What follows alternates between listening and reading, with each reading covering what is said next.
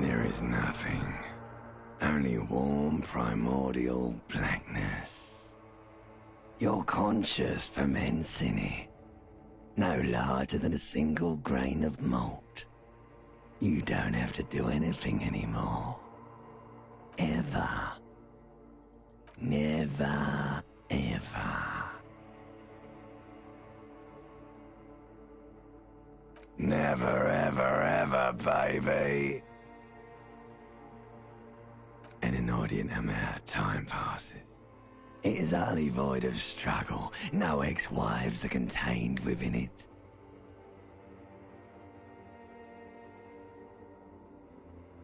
You got it, sweet brother. Nothing upon nothing upon nothing.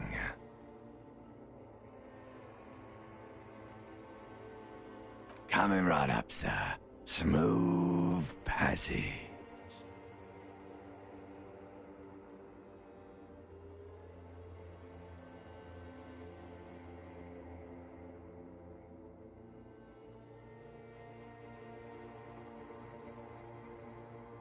All right, nothing down to fuck all borough.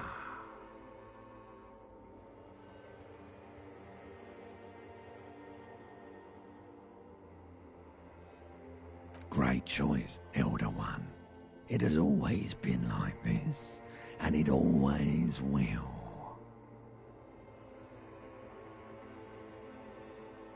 The song of death is sweet and endless. But what is this? Somewhere in the sore, bloated man meat around you.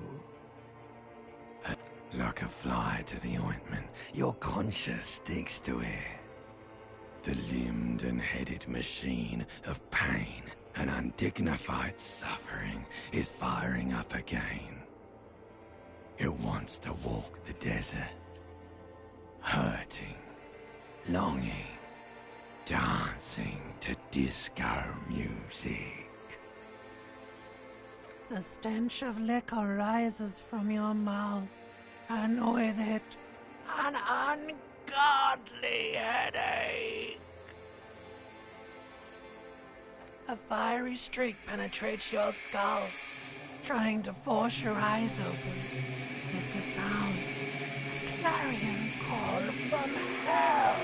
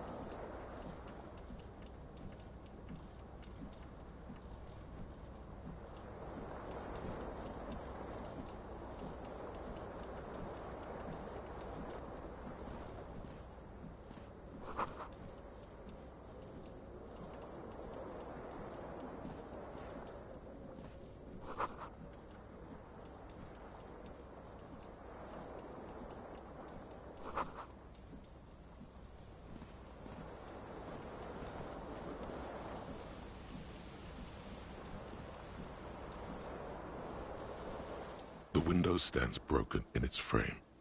Cold wind blows in.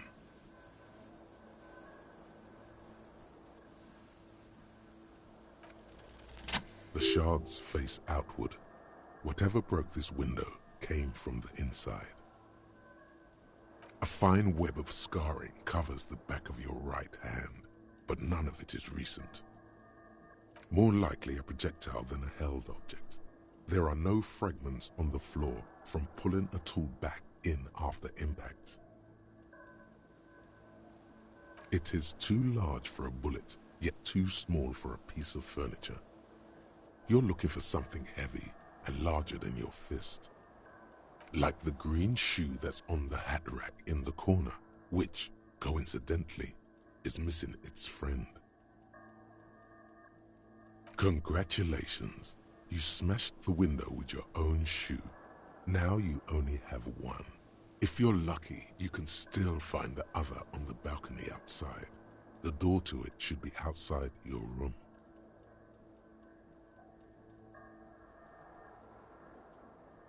You mean someone else took your shoe off and smashed the window with it?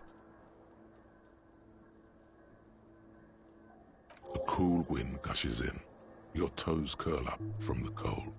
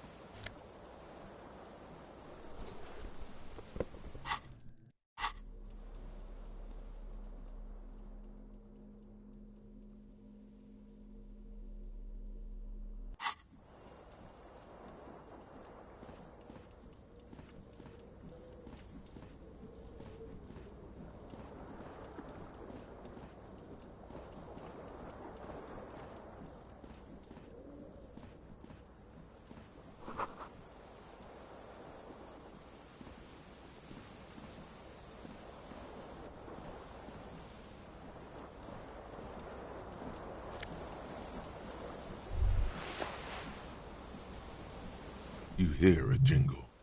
Keys are clinking in the pocket of your flare-cut pants. It says, whirling in rags, on the aluminium keyring. There is a single key on the ring. The number 1 is etched on it. It should open the door.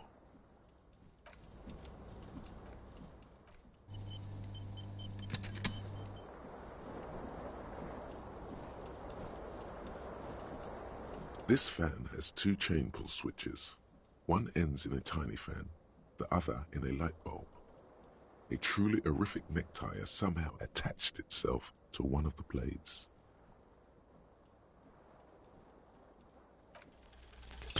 You reach out to grab the tie, but what's this? Diffuse, radiating chest pain. Doom comes over you. This is bad. Feels like sharp stones grinding in your chest and keeping you from moving. For quite a long time. Still ongoing. Now is a good time to start worrying. Finally, the pressure recedes. You find yourself covered in cold sweat and trying not to move, hoping it will keep you from dying.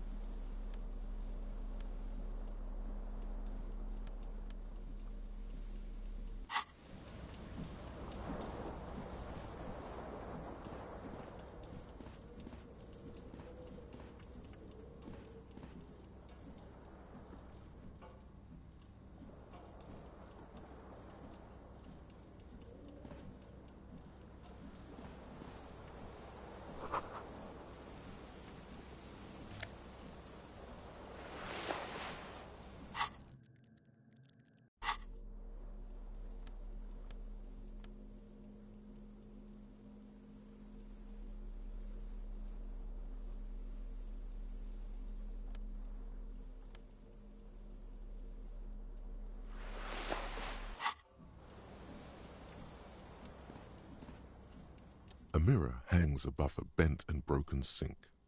In a fierce discharge of masculine energy, someone has ripped half the faucet off. Hot water sprays from the base and steam covers the mirror. You cannot see yourself, just the outline of a man. Suddenly, you realize you have no memory of the face that awaits you there, underneath the soft vapor. As you slowly reach your hand towards the surface of the mirror. Abort. You clearly have not thought this through. You won't like what you see there, and you will never unbecome it.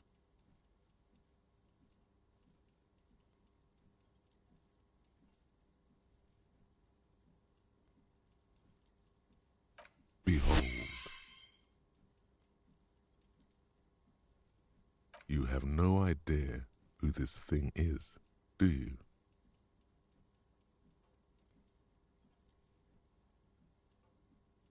Whatever it is, at least it's dead now. There's clearly rigor mortis on your face. Or wait, is that an expression? Are you trying to make an expression with that face?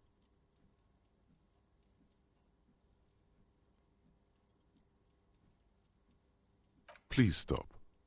It's horrible. You're scaring yourself. You can't, can you? It's like it's not even voluntary anymore. You have worn that grin into your face, and now it won't come off. What does it even mean? What is the emotion you're trying to convey?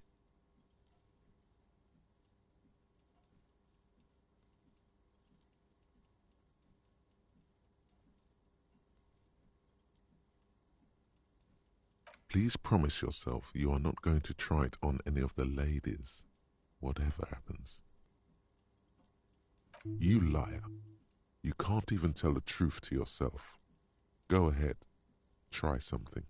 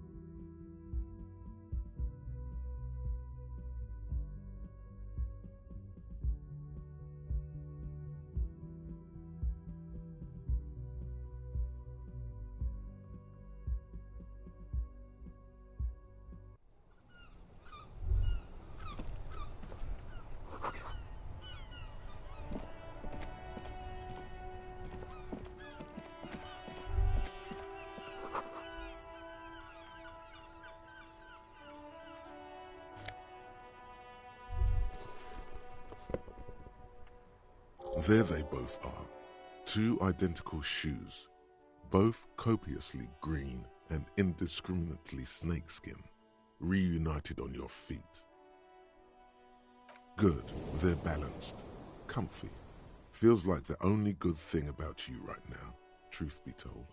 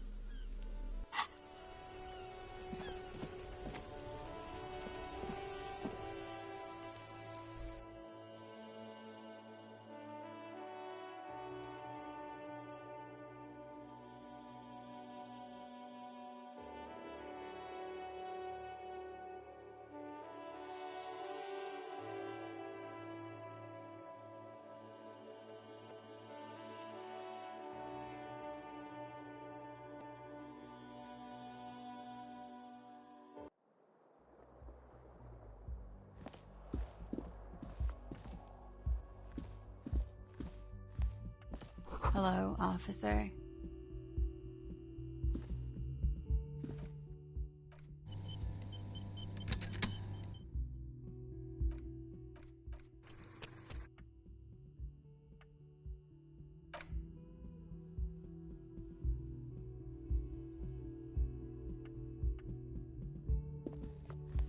The young woman raises a cigarette to her lips.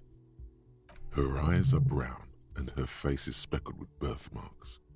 She can't be more than 28.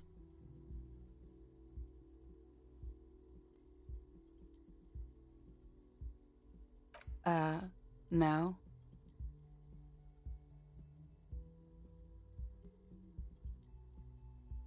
Because you're a police officer, sir.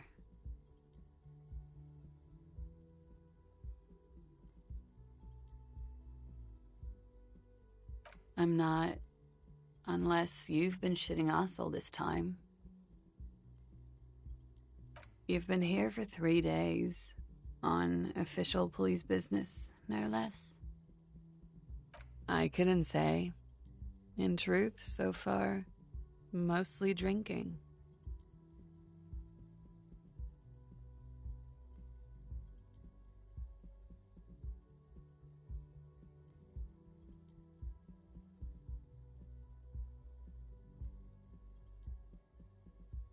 Could it be because of the drinking?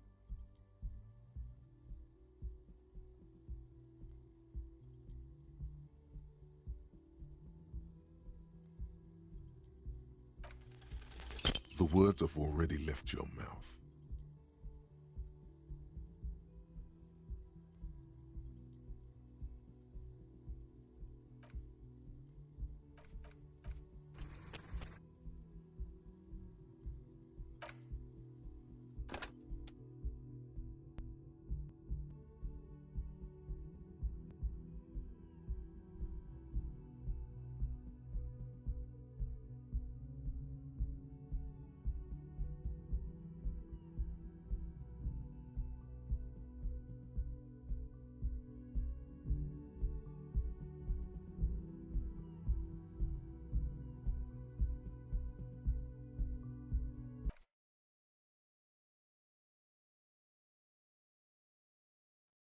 Hello, officer.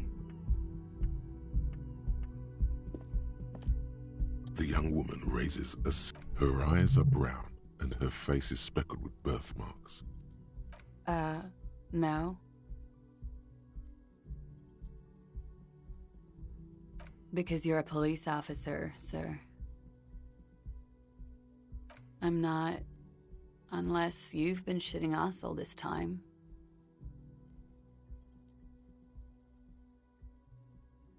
You've been here for 3 days, on... I couldn't say. In truth, so far, mostly drinking. Could it be because of the drinking? Don't be so harsh on yourself. They let almost anyone be a police officer.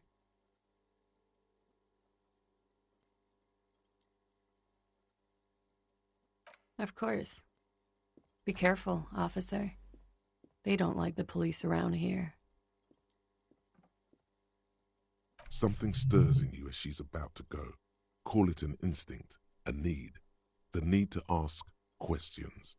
It's like you said the words 1,000,000 times before. She looks back at you, a light glinting off her eyes. You're a cop, Harry. It is unnatural of you not to want to ask questions. Yes.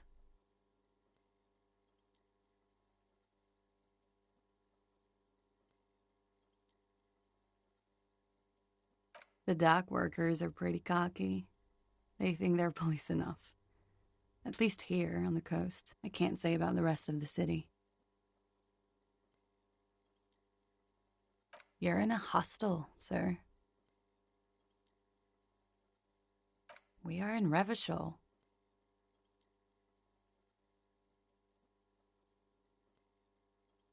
You sure look like you're from Revachol.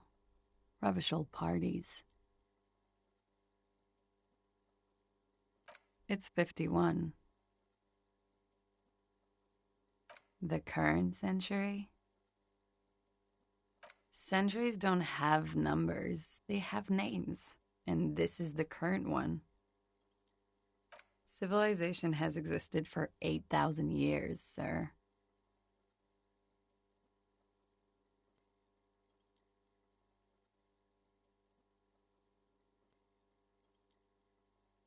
You're right. There is nothing funny about civilization.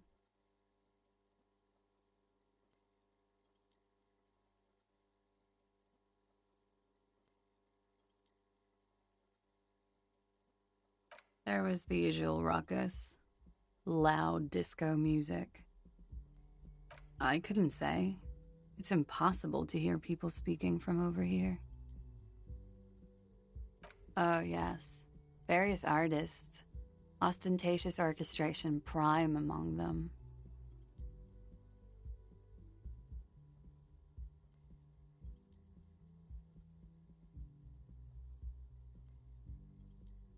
Oh, were huge where I come from. I was very young then, of course, like 7. Life gets hard, but we go on.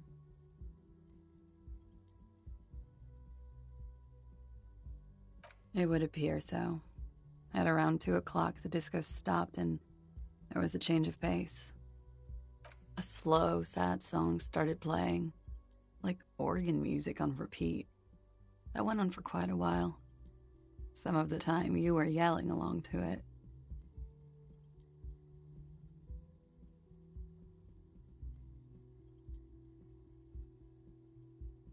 Yes, there was a church in there. A really small church. Like the smallest, saddest church in the whole world. It was about that. And also, that it doesn't matter anymore and that we're alone now. It was difficult to tell. The song itself was very quiet and soft, but you sounded like a winded boar, sir. It was hard to understand what you were singing on top of it.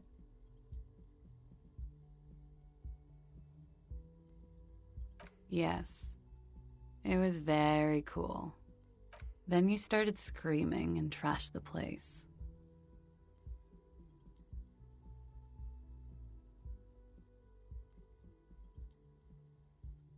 No, it didn't sound like there was a fight. It sounded like someone was trashing their room. A window was smashed. The tape player, probably. The song stopped. And furniture, too.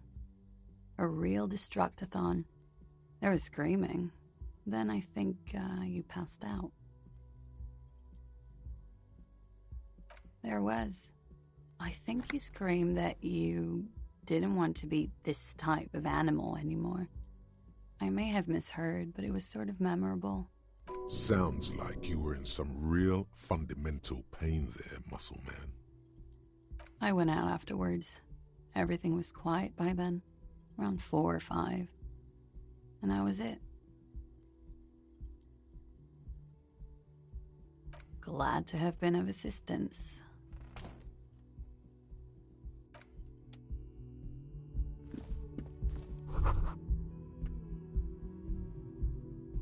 You should pick that fat, juicy cigarette butt from the tray, light it up, and smoke the living shit out of it. The living shit. Your mesolimbic reward pathway does not mince words. It once smokes. Who knows what you are? A monster, a murderer, the gnome of Jeroma? You feel like a smoker, especially when you look at that juicy, succulent, seductive cigarette stub, still smoldering deliciously. How very astute of you. This renders it ineffectual. You should look for a whole cigarette, or better yet, an entire pack. Strike that. A carton. Make sure they're all healthy and able-bodied. Then smoke them all.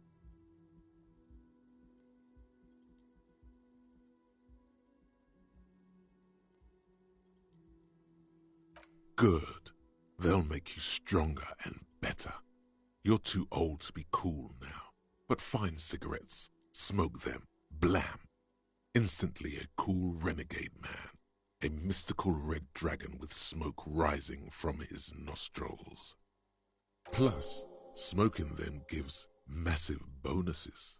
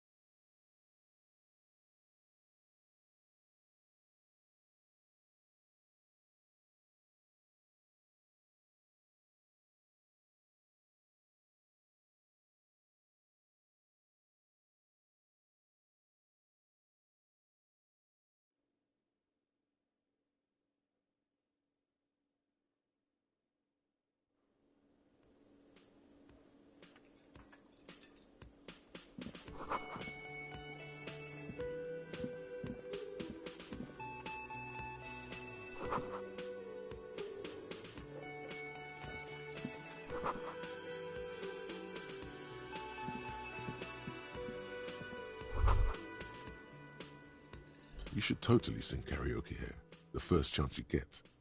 Your emotions need to be expressed. People need to know your vast, oceanic soul.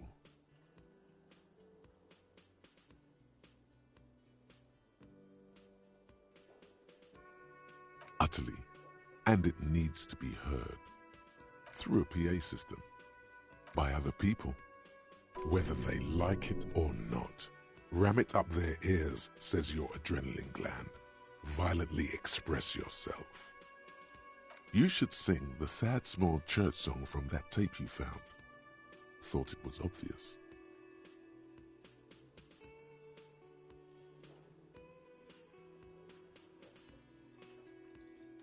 Serves them right. Wipe that smirk off their face with your sad, tragic, small church song. Who's laughing now? No one. You would need another copy of the tape first, though. The one upstairs is destroyed.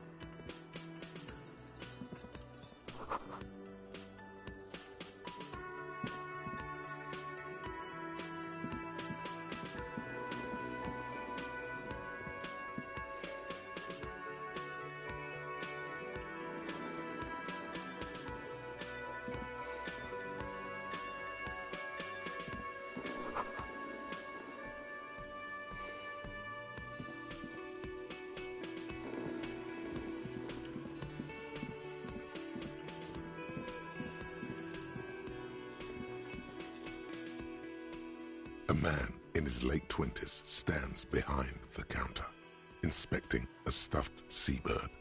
As you approach, he gives you a sideways glance, then looks down again. That was disdain in his eyes. Even now he's purposely ignoring you.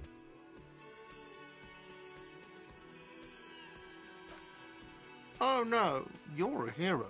A real hero cop. Yes, you are. A real decorated hero.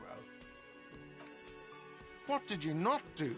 First you took the body down, then you solved the murder, then you didn't trash my hostel room. Maybe you even negotiated the strike.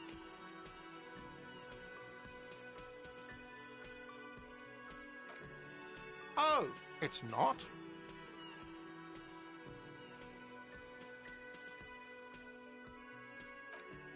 You're right. It's not. A competent work of taxidermy. The white and brown seabird lies among piles of coasters and drying mugs. One of its wings broken. The man is trying to mend it. Looks like the bird was ripped off the shield that was used to mount it, most likely on a wall. Look, your buddy is over there. Why don't you go and talk to him, okay? He pretends not to hear you, concentrating on the bird instead. No, I'm not the bartender. I'm the cafeteria manager. He's very animated all of a sudden. This seems like a touchy subject. That period of my life is over. Not everyone who stands behind a counter is a bartender, okay? I'm the cafeteria manager. I have 3 cafeterias to manage. 3. Sylvie tends the bar here, not me. I'm only standing in. She just, you know...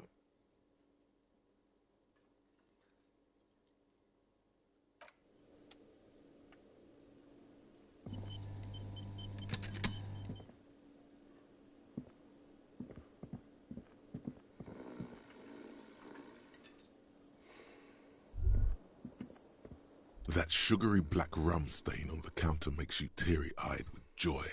It's almost touching how syrupy and sticky it is. How long have you been up already?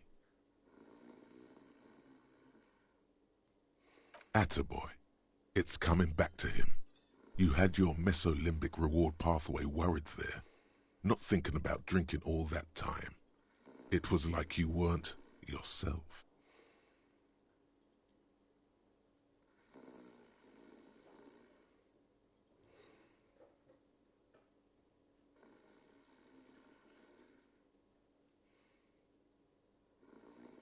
Forget about the bar. Or don't forget about it. You should totally try to get a drink there too. But first, you should lick that stain off the counter. Yeah, man. Let's get wild. Lick it. You press your tongue against the counter. The stain is crusted at first, but after a couple of licks, it starts to melt like a snowflake. If snowflakes were made of spiced black rum, maybe it's your imagination, but there's already some lemonade in it too, and some human hairs. It would go well with those cigarettes. That's a great combination.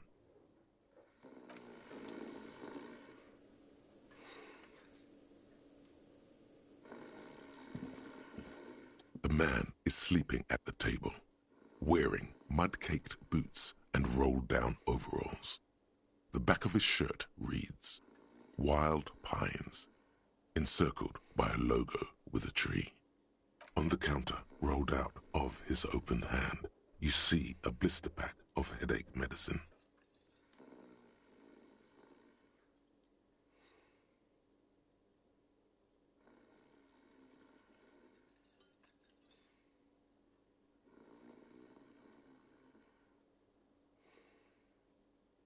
The man does not mind. You probably need them more than he does.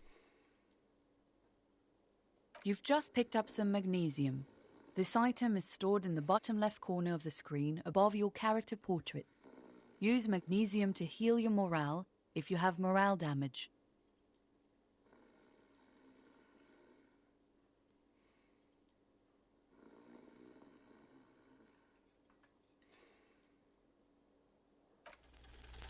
You gently shake his shoulder, but nothing happens.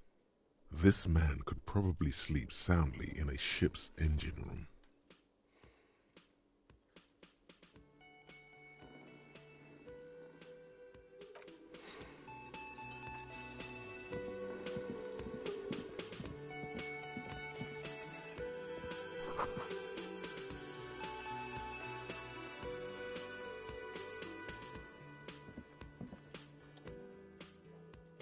Hello, sweetie.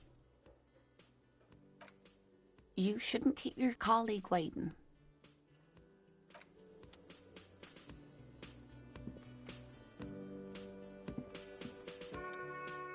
A bespectacled man in an orange bomber jacket is tapping his foot on the floor. Looks like he's waiting for someone. You. As you approach, he narrows his eyes and extends his hand in greeting.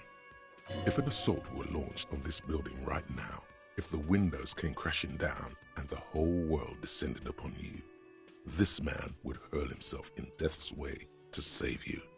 You are sure of this, but why? He is your half-brother.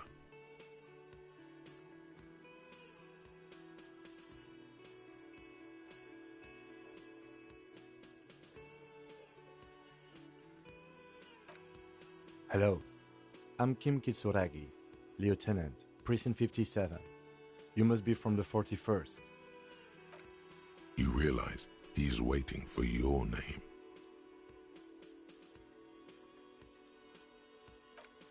Okay then.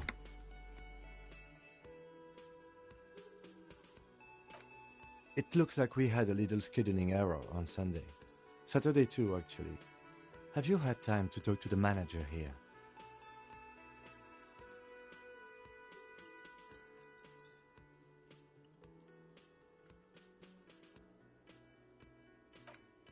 If you don't mind, we should talk to him again.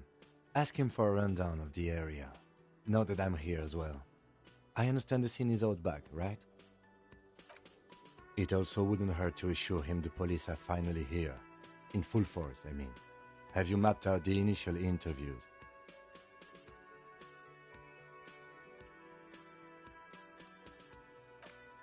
Right. And the interviews? At the 57th, we like to prepare an initial list of persons of interest, and then just skim the surface. Prepare the field, get to know the players. You don't do that? Maybe it's not an inter-district practice. Okay, we'll have time for that after we take a look at the coroner's case. Have you removed the dead body from the tree?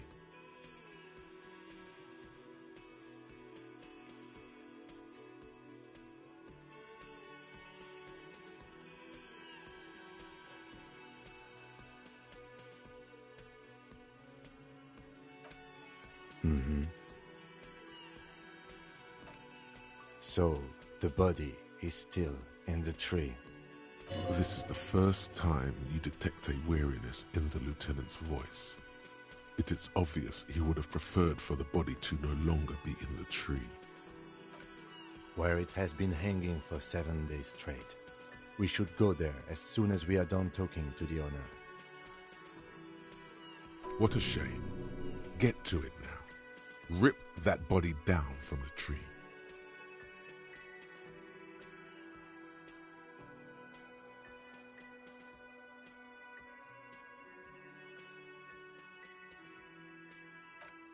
After it's been up in a tree for that long, any kind of ripping is inadvisable.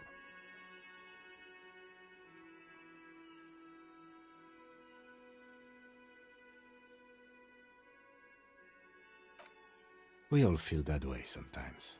There is no such thing as a police officer, I'm afraid. What remains is that there is a dead body in the tree. Someone has to figure out who put it there. If we don't, no one else will. But first, we have to take it down.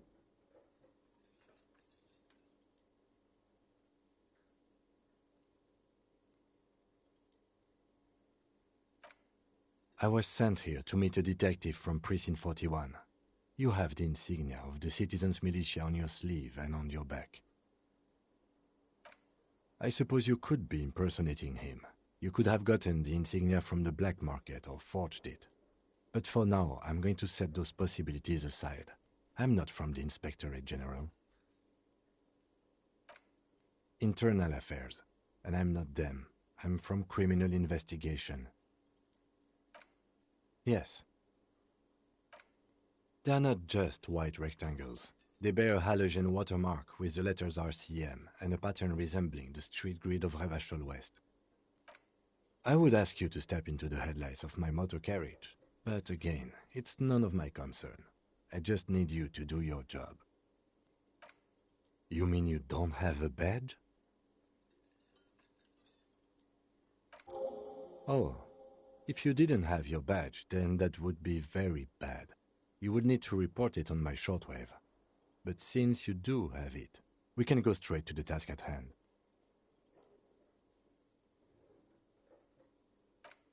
Talk to the manager. Then we go out back and take the body down. I can see you drank last night and the night before, and that you are still drunk now. But I have seen officers go through worse. Much worse. If you need something for your headache, there is a general store nearby.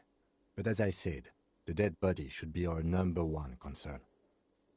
A painkiller would be good about now. This thing is pulsating with discomfort. The best cure for a headache is, of course, morphine. They won't have that, so cigarettes will have to do.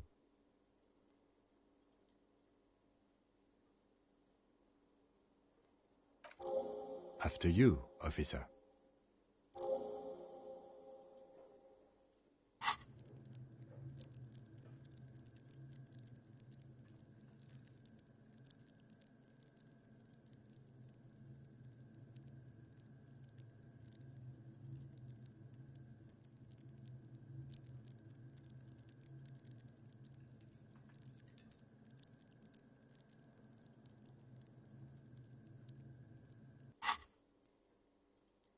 Lieutenant Kitsuragi is now in your party.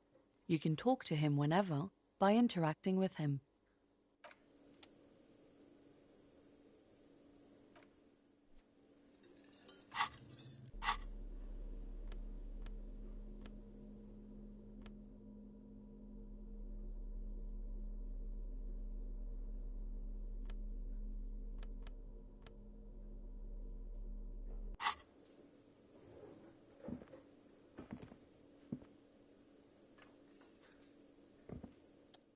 Hello again, sweetie. I see you've met up with your colleague. The lieutenant nods politely. Wait, who's Sweetie? You're a handsome man, officer, with your mustache and your chiseled jaw and that silly dimple on your chin. But dear, you're not for me. I'm too old and too married besides. In another time and place, she might have flirted back, but that ship sailed long ago. You must forgive me. I'm getting so scatterbrained. I completely forgot to introduce myself. I'm Lena. My husband Morel and I are staying with our friend Gary just down the street, but I come here for tea when they're away. This Lena is wacky enough for the motley crew. Hire her on the spot.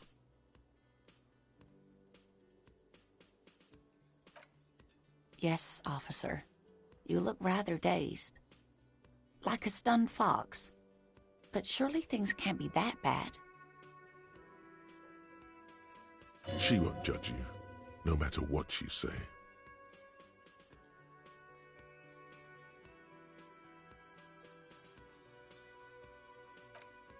Oh my. You know where we are, right?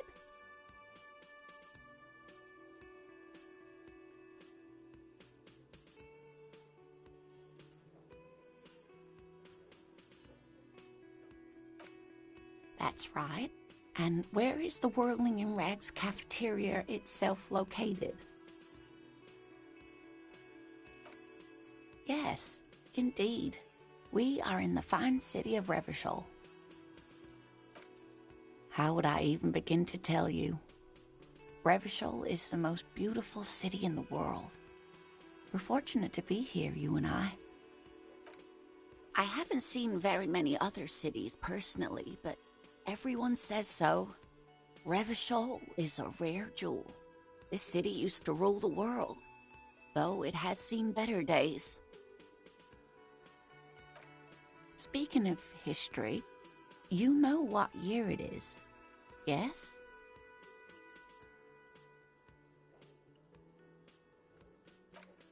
There.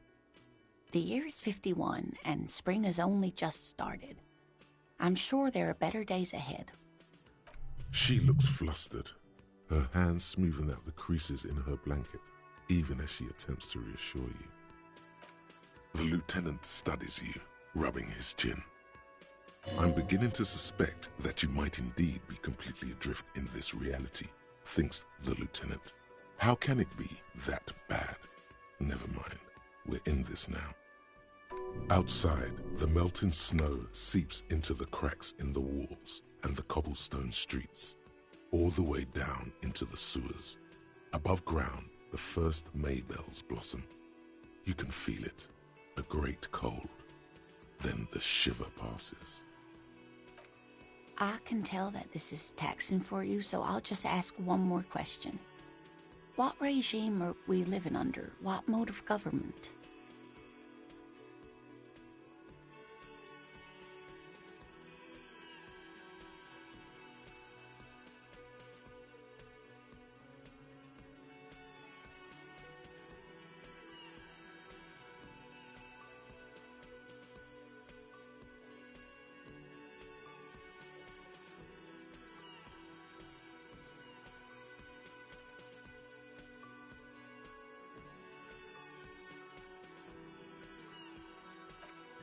Oh, no.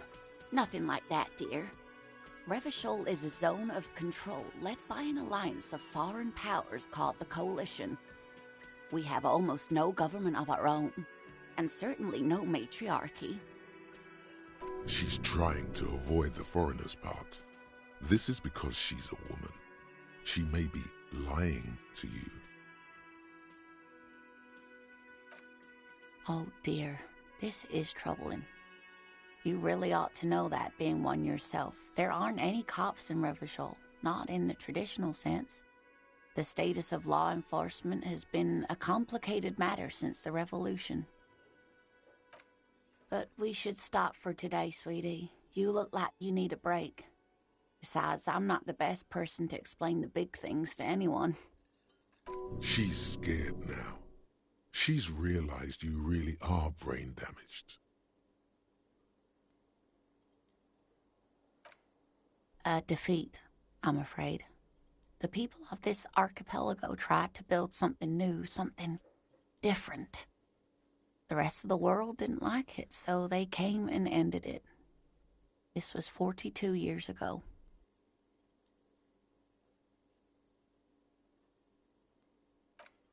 Of course, sweetie, I really don't know how to explain it better.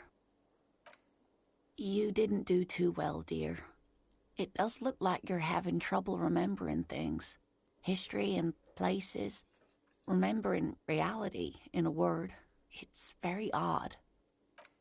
A sigh. The lieutenant buries his nose in his notebook. But maybe a fresh set of eyes is what the world needs, and while I'm no doctor, such bouts of amnesia are often temporary, so I wouldn't worry too much. Someone more educated in sweeping matters. Maybe you should ask. No, I'm not an encyclopedia. I won't be a guide either. I'm a detective. Of course. Then I don't know. Someone rich, maybe? Wealthy people are educated. Though I don't know where you would find a wealthy person in Martinez. Yes, dear. I'm a paraplegic.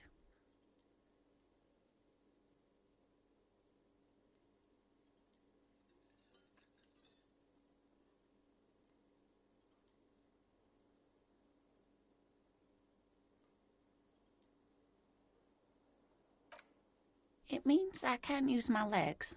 I was in an accident some years back, injured in the line of duty, as they say.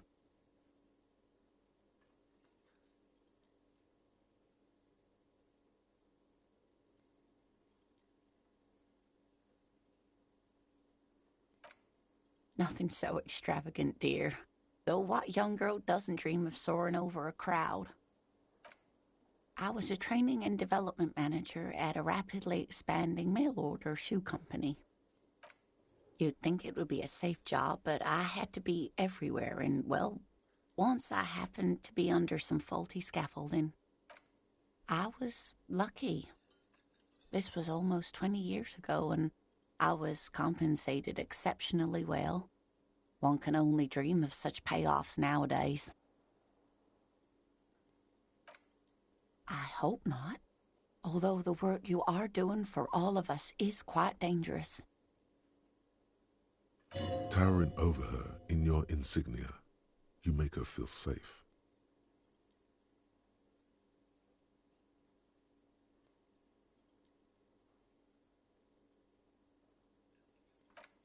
You're a man at the peak of your physical and intellectual powers. You'll find another calling yet, I'm certain of it. That's quite all right. I'm used to people asking questions. I know they're thinking about it anyway. Whatever do you mean?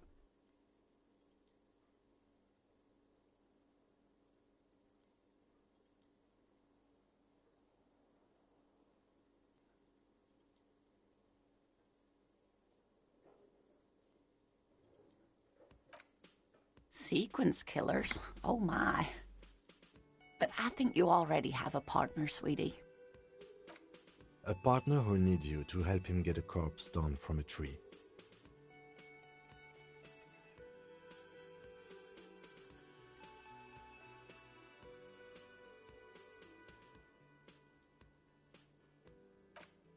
I can assure you with absolute certainty, there are no sequence killings taking place in Martinez. Now, gentlemen, no need to squabble. I wouldn't be of much use to you anyway, sweetie. Thank you, but Martinez isn't the most wheelchair-accessible place, you see. I'd slow you down. Perhaps another time. Of course, dear. Good luck with your case.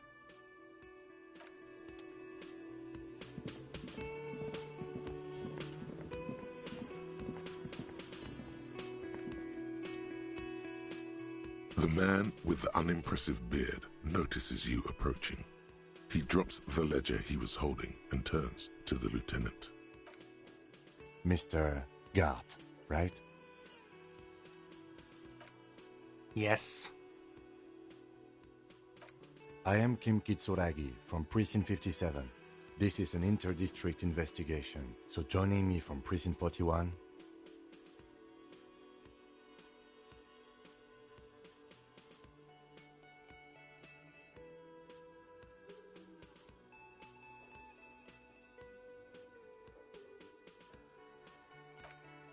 Fantastic.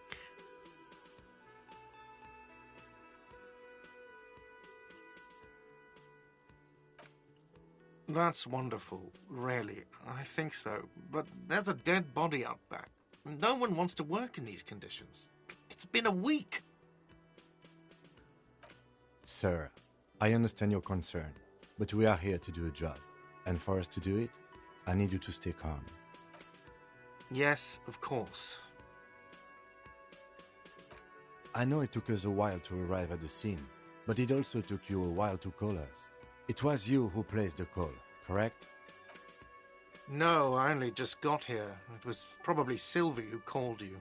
She usually works the bar here. I'm only temporarily taking over her duties.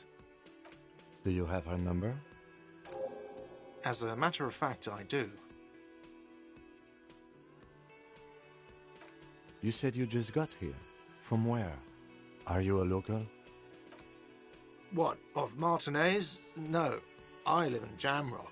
I only sometimes come here to keep an eye on the place. This is just one of the many, many cafeterias I manage. But you still know your way around, yes? In case we need directions. Yes, I know where some things are, but as I said, I don't live here. I just used to work here. And I'm not going to start working here again, if that's what you think. I didn't imply that. Detective. Mm-hmm. I have everything. You? Yes, yes. He means, do you have questions for me, like a police officer would?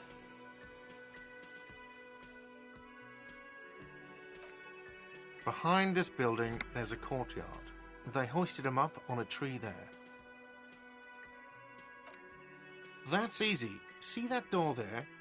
First you exit through that. Then, to your right, you should see a big hole in the fence. A really big one. You can get to the courtyard through there. No need for the keys. The hole is big enough for the Franco-Nigerian cavalry to fit through.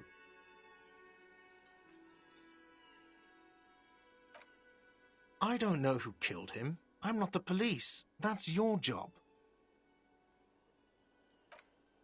What are you, crazy? Of course I didn't kill him. Suddenly you tense up. Blood is being pushed to your muscles. You should hound him on this. Hound him hard, the prey drive says.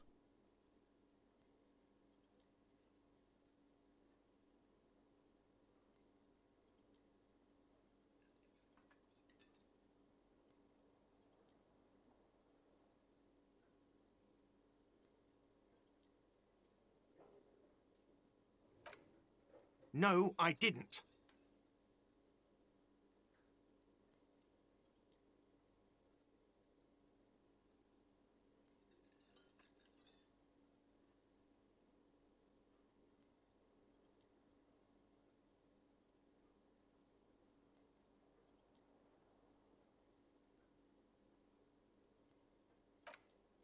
I didn't. I don't appreciate this. What is this? Do I have to answer him? Is this mandatory? The lieutenant stands motionless, his expression unreadable.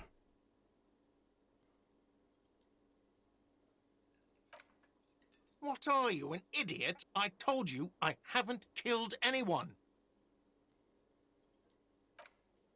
He ignores you. More. Press on. Push through.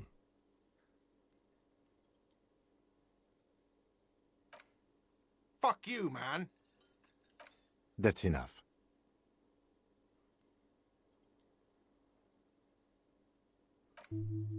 That's a real pity.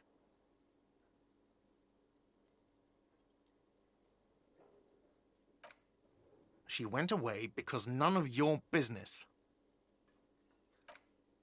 Oh my God, what is your obsession with this Sylvie person? Get over it. Let's go. Not so fast. You owe me 130 real.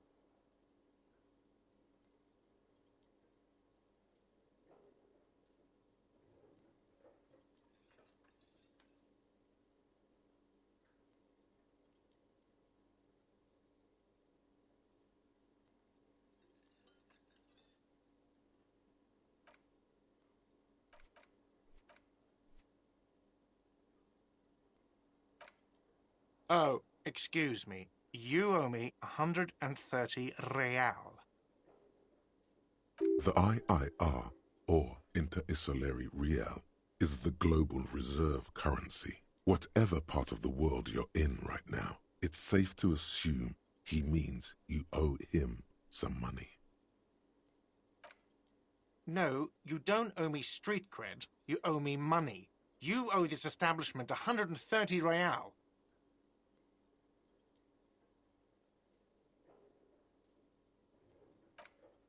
What are you, a philosopher?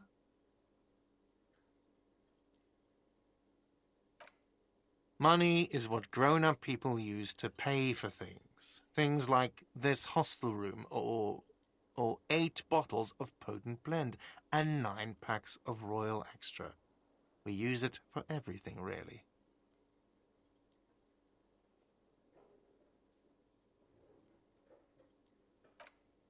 Are you serious? From your work? I don't know. You can take bribes, I guess. I'm sorry. I don't think cops can take bribes. Some do take recompense, but only to survive. For survival, to pay me. Unless you want to become a hobo. Do you want to become a hobo? There's nowhere else to stay in Martinez, and it's a cold spring outside. Money doesn't make you happy, but it lets you be unhappy for a while longer. If you run out of money, you die. It's like that for all of us. Me too. That's why I need you to pay me. I'm not an asshole.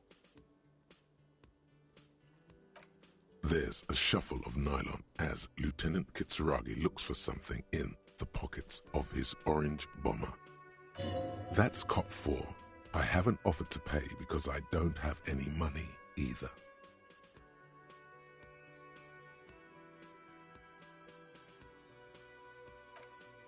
Let's see. 3 nights at a tariff of 20 real comes to 60 real. Then there's the window you annihilated. The hole in the window was the first thing I saw when I came to work. So don't try to tell me you didn't. That will be 40 real in damages. Another thing you've annihilated is half the bar. You've run a tab of 30 real. Actually more, but we'll round it down to 30 for your hard work maintaining the stability and order of Revachol. That's 60 plus 40 plus 30 equals 130 real. And yes, real is still money. You can't arrest me. I haven't done anything.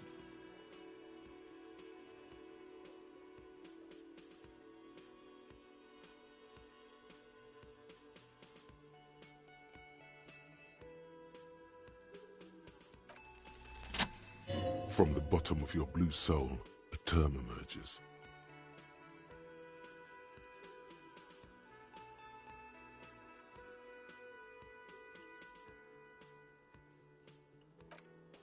But it's not inane. You owe me money. It is cruel of you. A man has been killed. File a request for compensation with Station 41. We need to work now. Okay, you'll only have to pay for the window and the drinks. That's 70. I'll get the rest from your stupid station.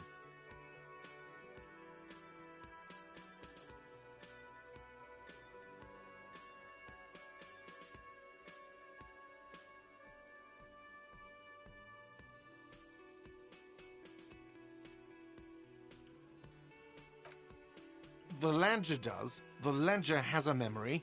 The drinks are non-negotiable. There's no way your station will pay for them.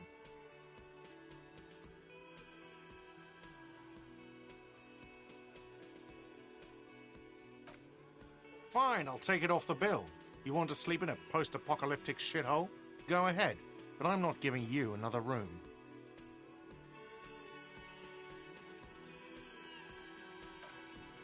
Don't thank me. You still owe me 30 for the drinks. If you don't have it by tonight, I'm not letting you back up there. That's enough now, sir. Good day. By the way, where is home? The address is coming up blank, and this place sure isn't it. But you've been at this hostel cafeteria for only 3 nights. Where were you before? You had to be somewhere. In time or space? That doesn't sound like somewhere you can stay if you run out of money.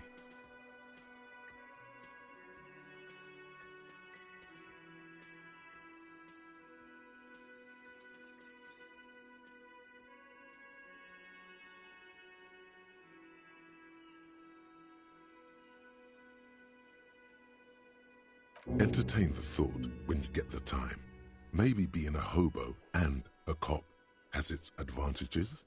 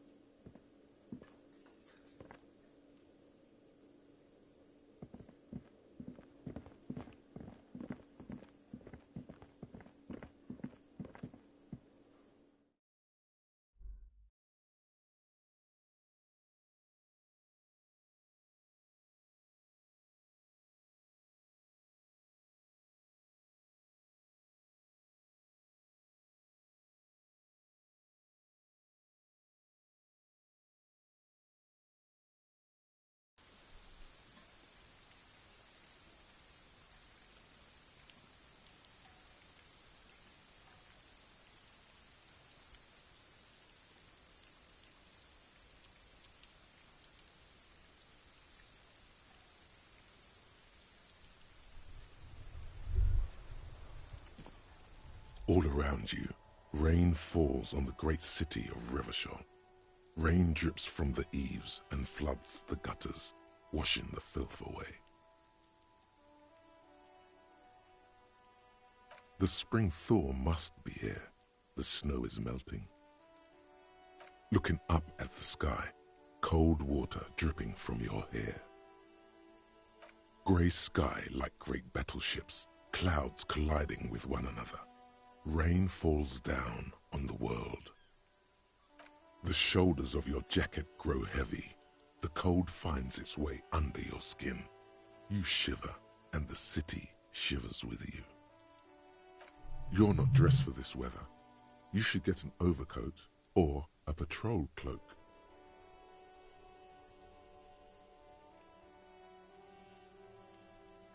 Sheets of rain over the water, a flight of stairs leading into the ocean. Wave after wave washing the coast of Martinaise, with its motorboats and gently swaying reeds.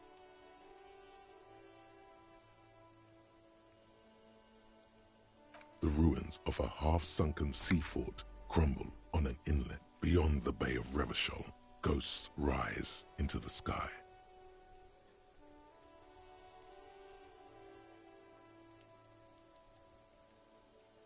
Your hair is an oily mess flecked with ash from neighboring coal plants. Smokestacks rise somewhere in the distance. There's a frit on the corner. A plastic coat is folded into a small triangle under the counter by the window. Beyond that, the strike breakers have gathered. The great gates of the industrial harbour are locked. A chill runs down your back. You shudder like an animal trying to shake water from its hide. You shudder, looking down at your feet. Dirty rainwater runs veins into the plaza's snow. Two green snakeskin shoes stand at attention on the mosaic paving of the plaza. Capeside apartments. Tower blocks crowd one another. 4.46mm bullets still lodged in their war-torn stone walls. Hallways collapse from the mortar hits of a war that was lost long ago. Clotheslines go to waste in the rain. Radios play. A yard. Rain falls onto the roof of a woodshed. Coal leaks into a puddle beneath a dead man's feet. He swings from a tree, bloated. Droplets of rain slip from his cold cheeks. A traffic jam. Rain thrumming on the roofs of motor vehicles. Inside, drivers watch water streaming down their windshields. The statue of a king shudders. He too is cold. The canal bridge has been raised. The road ascends. A raised motorway loops above the ghetto. Beneath its concrete columns, a sea of rooftops, woodwork, and tar stretches northward. 4-story buildings as far as the rain can fall. The snows melt in Jamrock. Revachol is the capital of the world. Jamrock is the capital of Revachol. Droplets form on your eyelashes. It's home.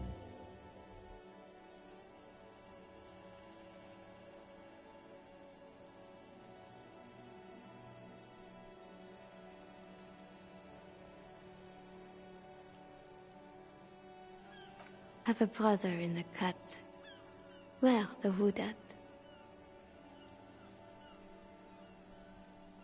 To be in Martinaise, where no one goes, at the runoff point of a long-forgotten canal, in the whitest part of town, in the shadow of the day the revolution fell. Standing in the rain, looking north, where Jamrock Rock City stretches inland.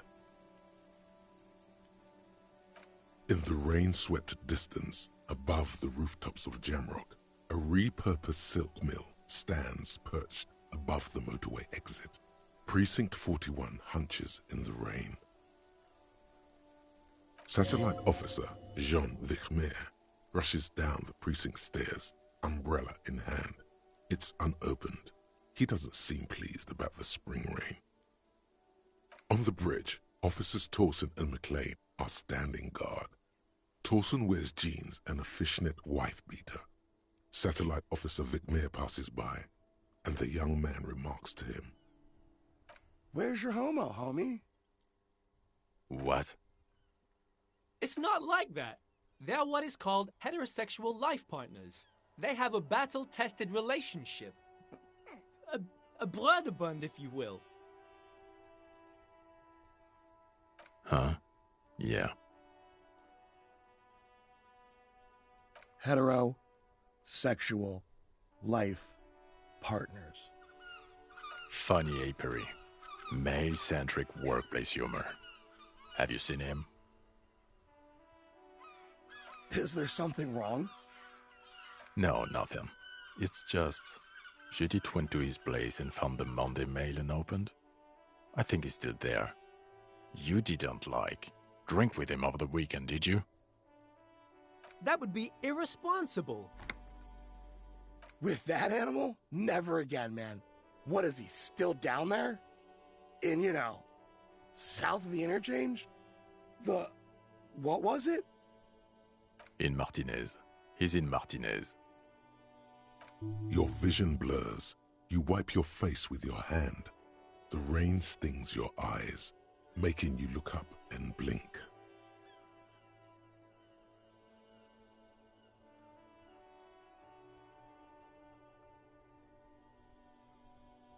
Coalition-era statics hang like apparitions under the cloud cover. Way up there, where rain forms, rotors flutter silently. Your sight clears. Collapsed storm drains, old sewage systems flooded with rainwater. Hidden weapon caches from the Revolution.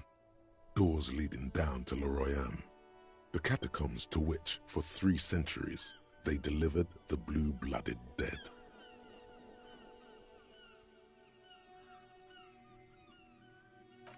This rain will not let up anytime soon. You should get a raincoat. There's a freight to the east. They sell them there.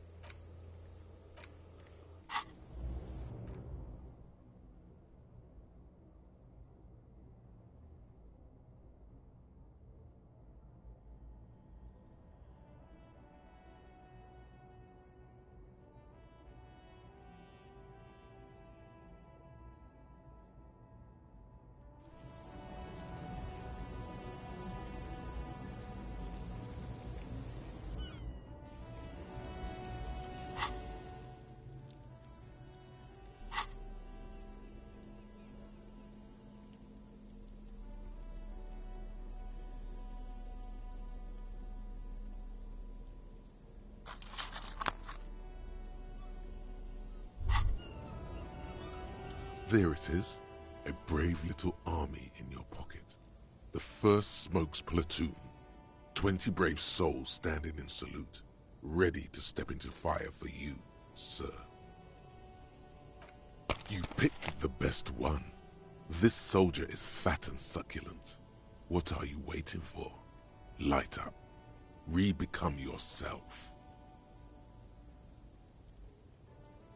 Get a load of this rock and roll cop here, people. Johnny Thundercop fishes a cheap lighter out of his pants.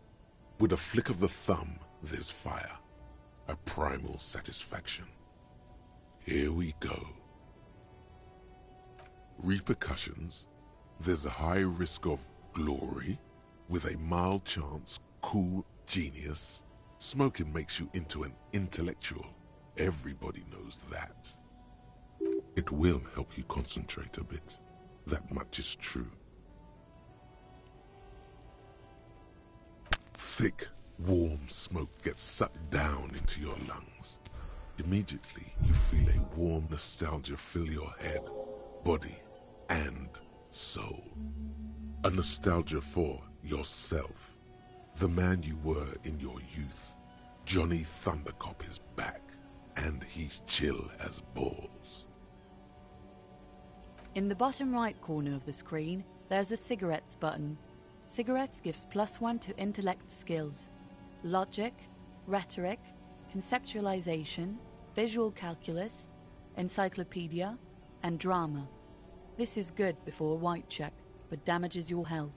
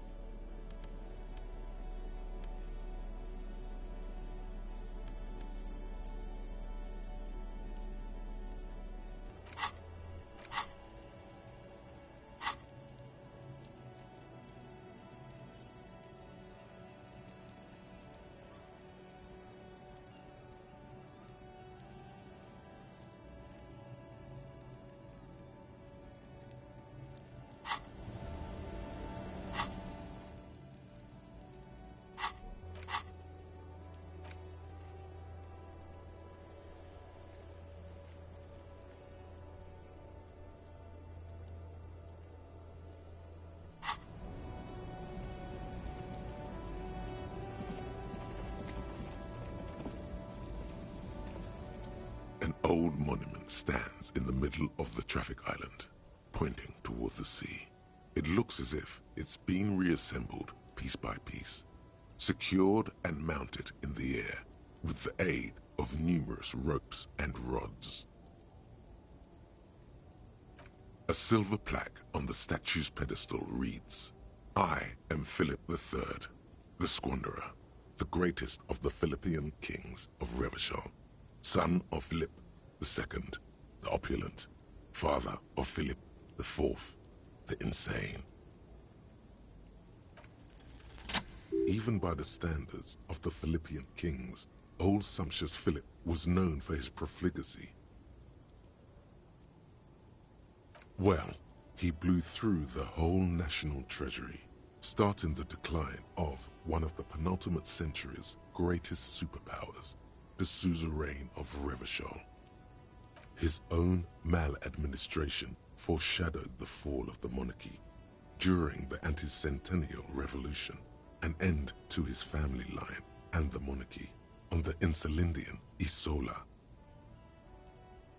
Stories have it that he had his bedroom converted into a treasure chamber, where he stored unfathomable wealth.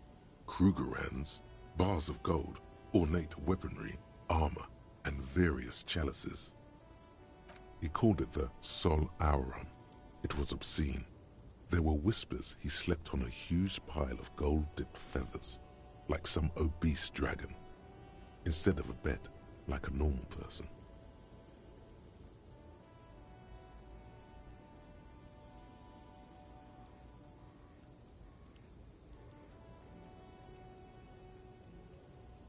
But wait, you haven't even heard about his fabled cocaine addiction. You see, old Philippe wasn't just good at squandering the national treasury on gold and ceremonial weaponry, he was also a prodigious snorter of nose candy. Not just any nose candy, though. We're talking Royal Philippian Blow, allegedly twice as potent as the stuff you find nowadays, and purple. Philippian cocaine was purple. Cocaine.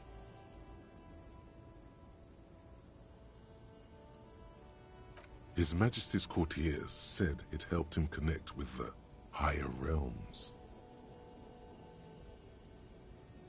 That's what the revolutionaries said 150 years later, right before they emptied out the royal mausoleum and dumped His Majesty's mortal remains in the Insulindian Bay.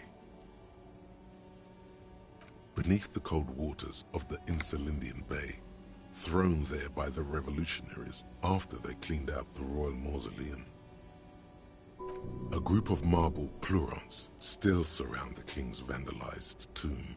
A deathly cold wind sweeps up candy wrappers and old newspapers.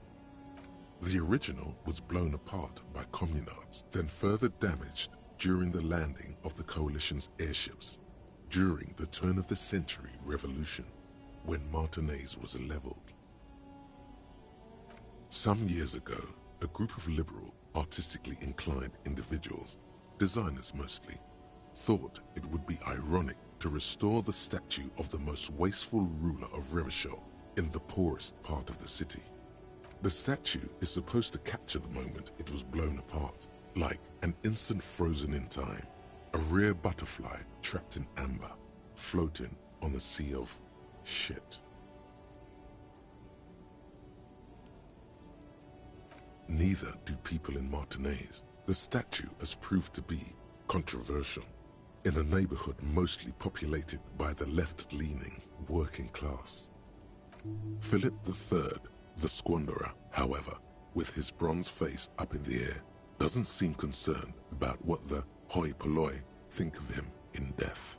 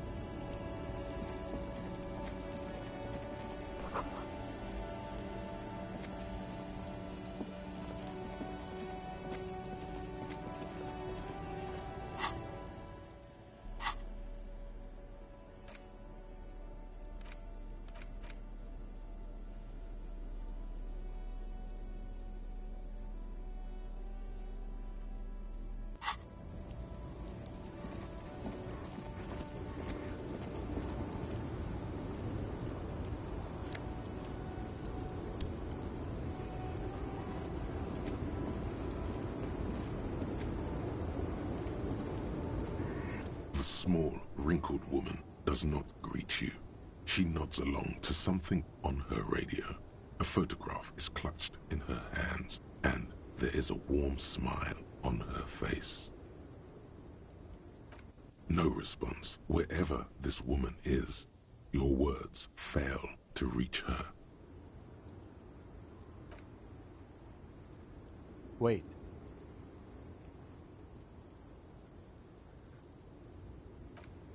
She's just a distracted old woman.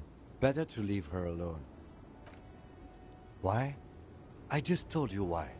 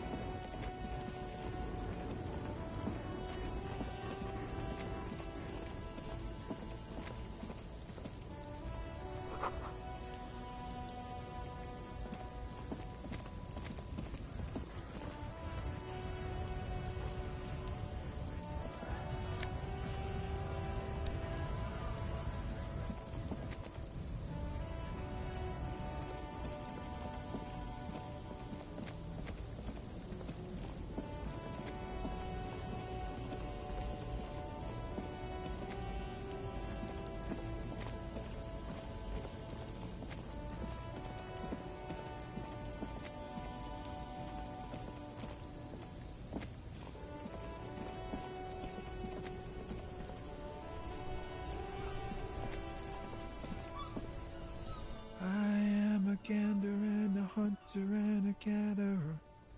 Feel like a traveler from another planet. Hey there. It's the jam, my man. It's a traffic jam for the ages.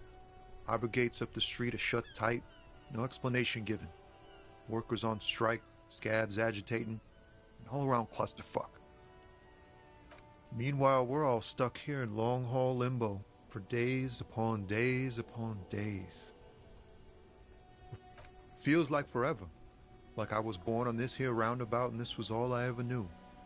Just me and the metal and the tires, the oil and the fumes of mazout.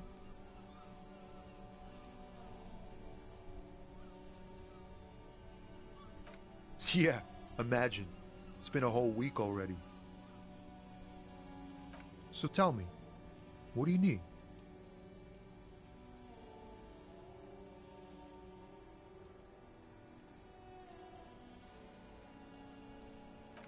Oh, high-grade narcotics, illegal firearms, stuff like that.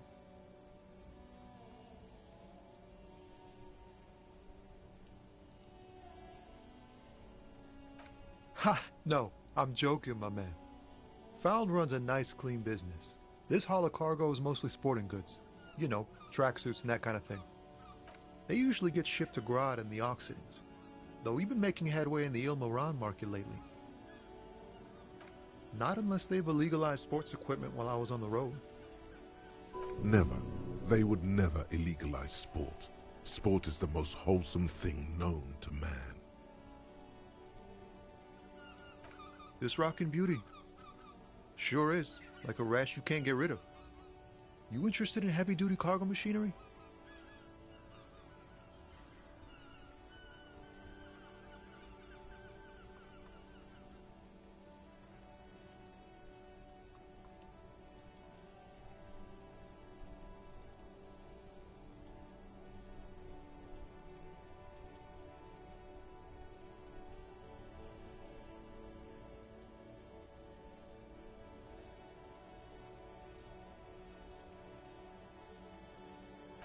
Neat.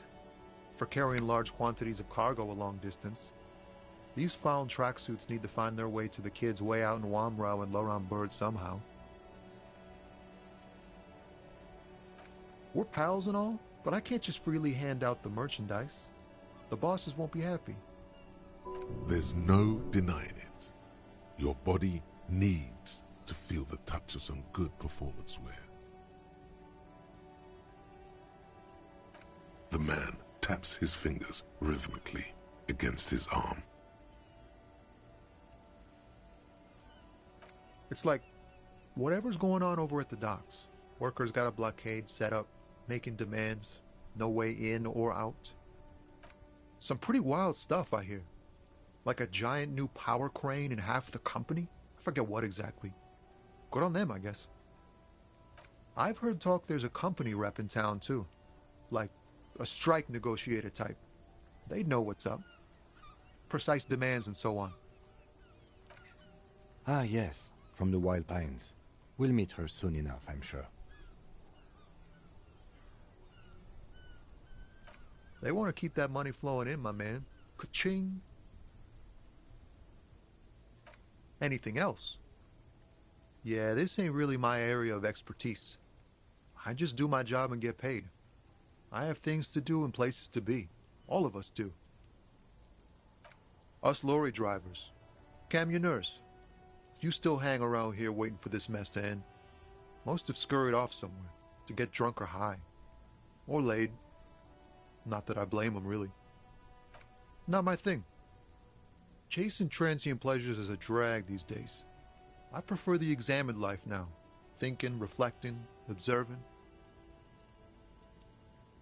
What's better than chasing transient pleasures? The more transient, the better. When one's ended, you can get on to the next one. He tries his best to look nonchalant, but there's a rigidity in him, as if trying to conceal something warm and deep beneath a cool exterior.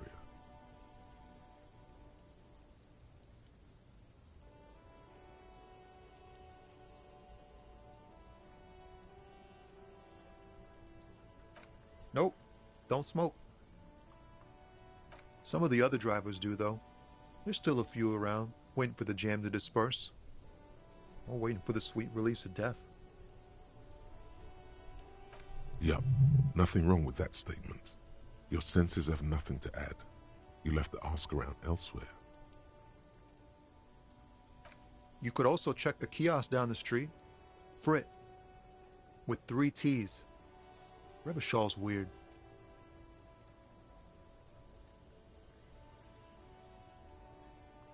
Huh?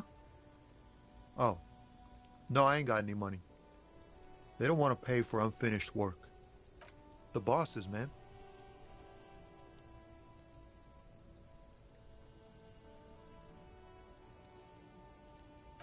Yeah, it sure ain't good for me. Or you. I'd spare a coin or two for a city cop down in his luck. If I had, say, 4 myself. He ain't one of us drivers. I know that. All accounted for. Otherwise, I haven't really asked about that. Been wasting time right here. Keep him busy. It's easy to see he's telling the truth. He's kept his nose out of the dark stuff. Analyzing the fundamental structural and psychological conditions of being stranded in the midst of a sea of motor lorries and their sad, despondent chauffeurs. Nothing. I'm just messing with you, man. Don't mind my idle verbosity.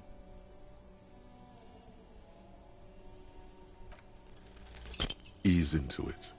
Don't go too far. This seems like a personal matter.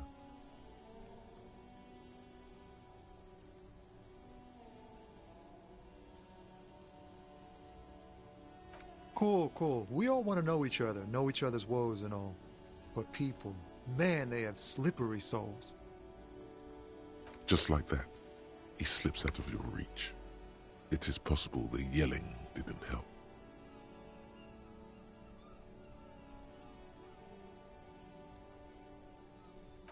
Don't be a stranger.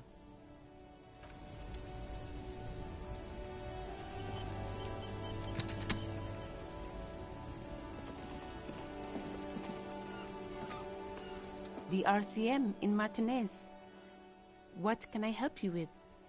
We don't see a lot of police around here, that's all. Of course. What can I help you with? Me? I am just a gardener.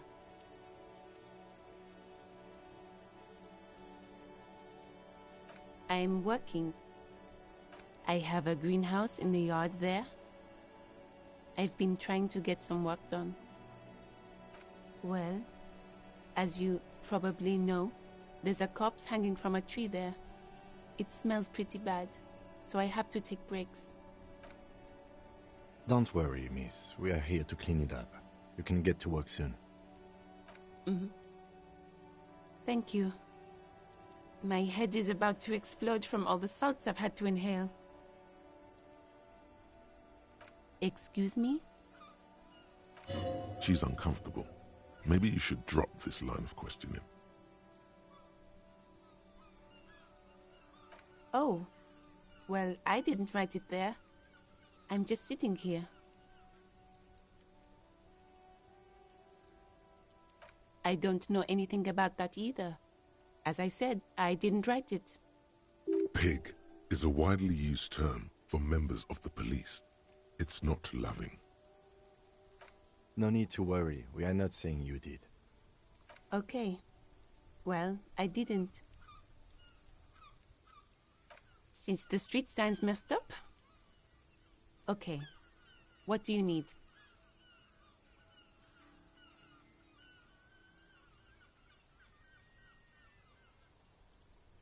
It's there. In the yard, right through the hole in the fence. What do you mean? Yes, sir. District of Martinez. He knows where we are. He just wants directions.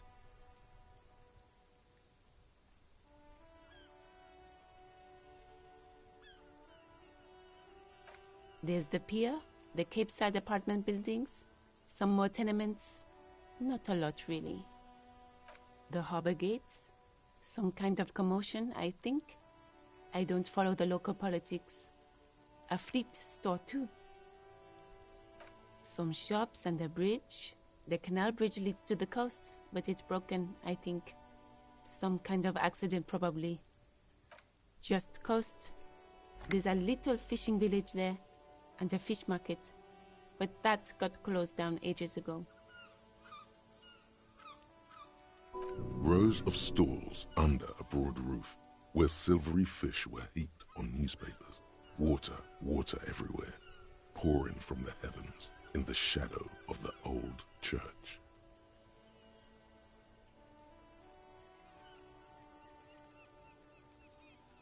I don't know. The abandoned kind? It used to gather every spring, but there's nothing to do there now.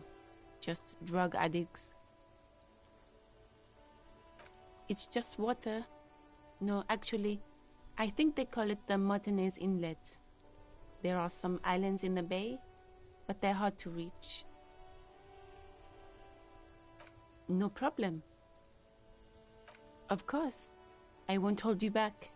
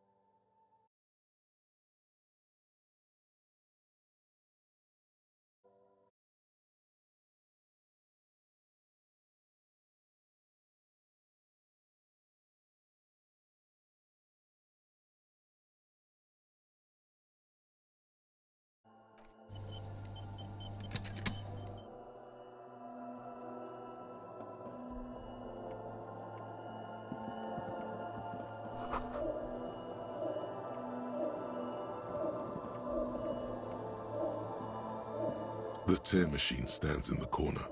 A sign says, 1 bottle equals 10 cents.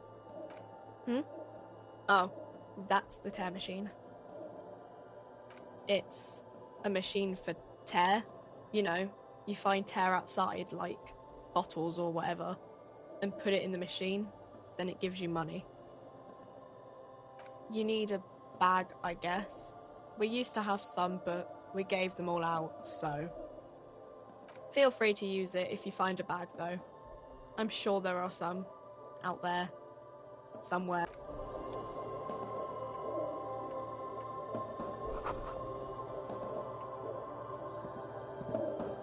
A small cabinet on the wall is filled with various medicine bottles, nasal sprays, and blister packs. They all bear the Saint Baptiste Pharmaceutics logo.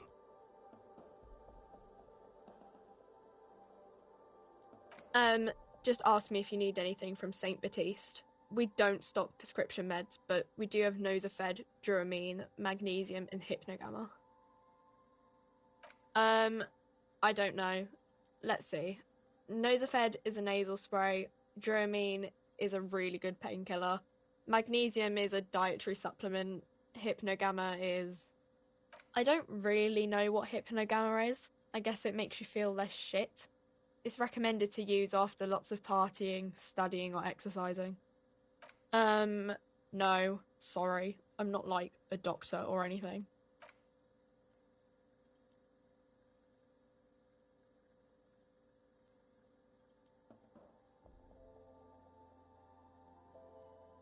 Saint Baptiste, you know, the pharmaceuticals company. Saint Baptiste Pharmaceuticals, the one that sells meds out of Saint Baptiste. That one.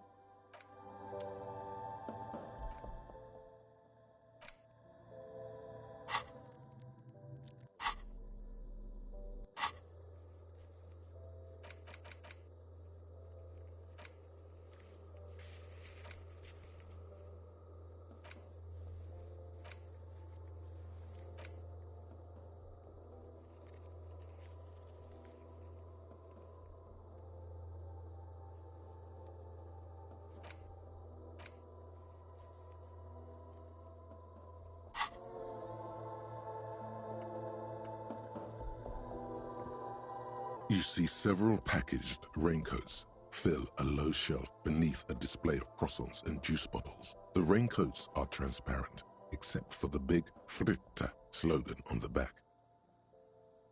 What is what?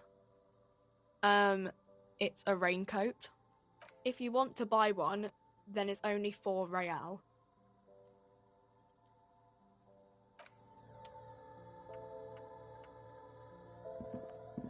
A colorful display of cigarettes and alcohol bottles line the shop wall, inviting you closer.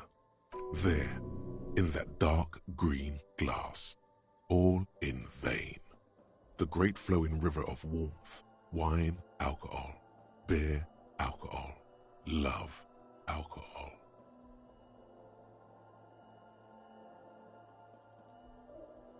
I'm obliged to inform you that both alcohol and cigarettes damage your health, but I guess you already know that.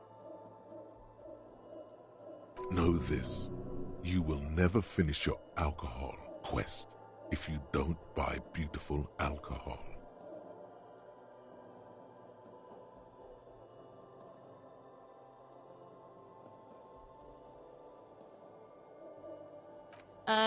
The Pale Age vodka is special, I guess. It's stored in pale for a couple of years, which makes it super expensive and super strong.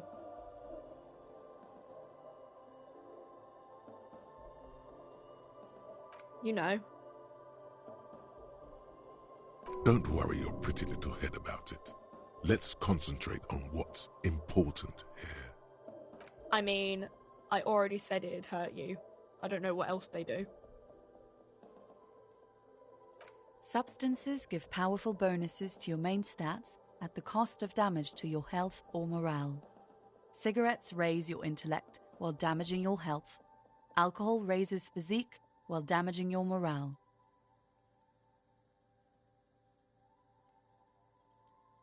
Use medication, like Nosafed and magnesium, to counteract the negative effects of substances. Note: consuming substances can have unforeseen consequences for you. No, Frit only sells legal drugs, like the law says.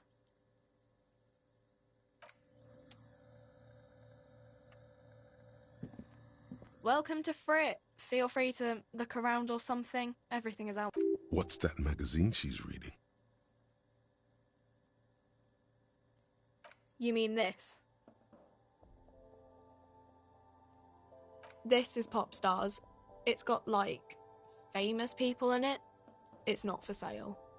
Looks like it also has something called Police de la Mode, featured on page 34. This speaks to you.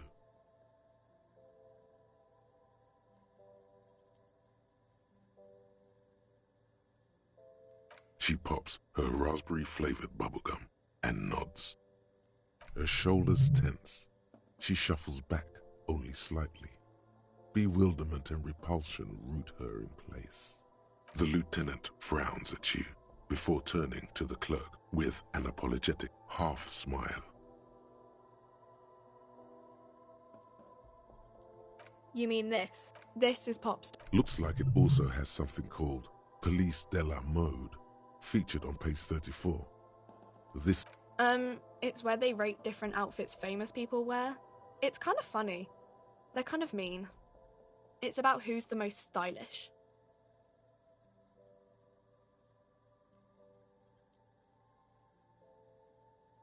No. I don't like it.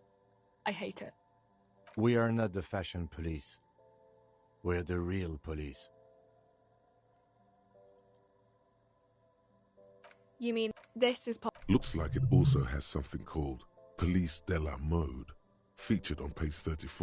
Yeah, they're kind of boring, but, you know. I don't know. Frit? A 7 to 11 grocery store?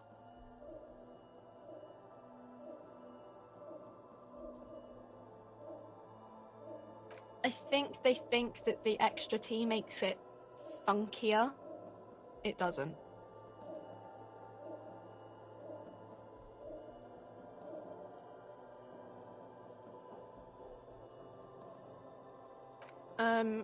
Okay. I'm not really supposed to be chatting to anyone, but... I don't really know anything. I mean, I know it's there, but I haven't seen it, so...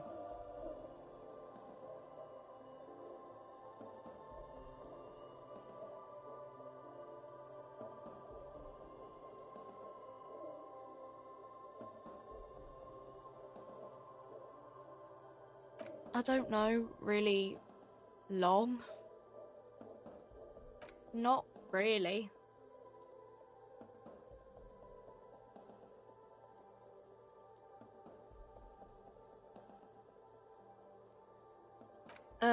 No. I didn't know him at all.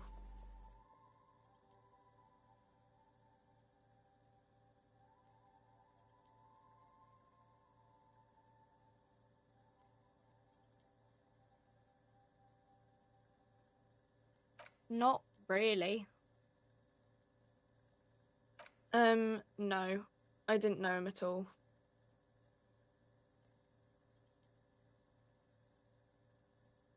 I don't know. No need to worry. It's just standard procedure for us to ask around. If you hear anything, let us know, okay? Okay.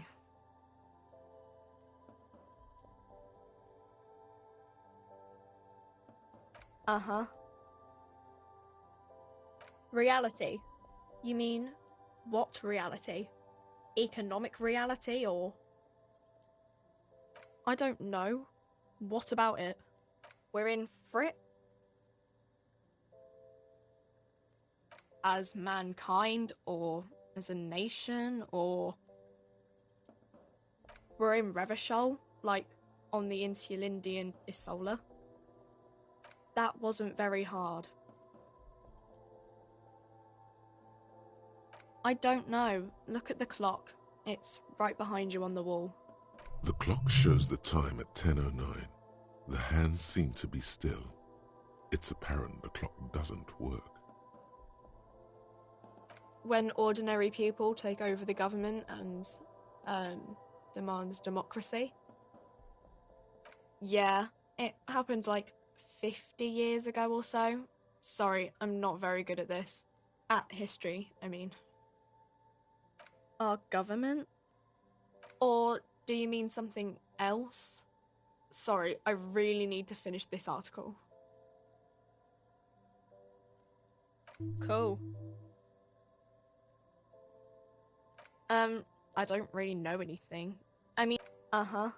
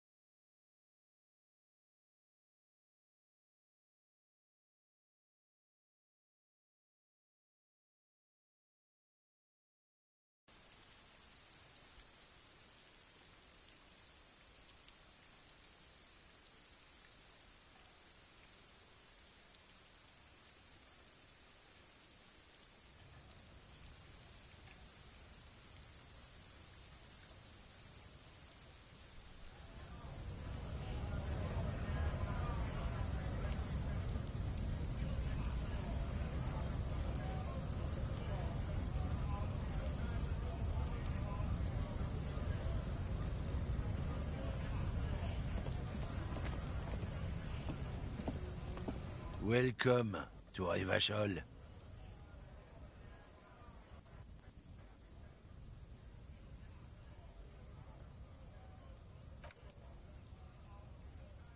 Don't you welcome to Revachol me. My grandfather came here from a 3,000-year-old racist isolationist culture, while your ancestors came to this island a mere 300 years ago. Every school of thought and government has failed in the city, but I love it nonetheless. It belongs to me as much as it belongs to you. It's men like you who keep Revachol divided, making it that much harder for everyone to climb out of this post-war limbo. Oh, come on, man. I just said, welcome to Rivachol. It's a lorry driver thing. I know exactly what you meant. You think my kind doesn't belong here, that I should watch myself and behave. But you see, I'm an officer of the RCM. It's actually my job to make sure you behave. I would advise you to remember that.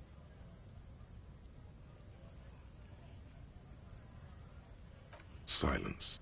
The air between them becomes tense. Your partner needs backup. Now's your moment to shine.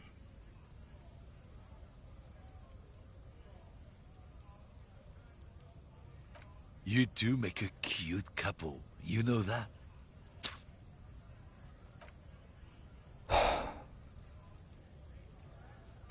Whatever you say, officers. It's about biological determinism, natural law, the sorting of the races. Not the most popular topic nowadays, with the coalition in charge and all. You might want to change the topic. That is, bury your head under the sand like common sheep. Change the topic. The way he says it makes it almost sound like a threat.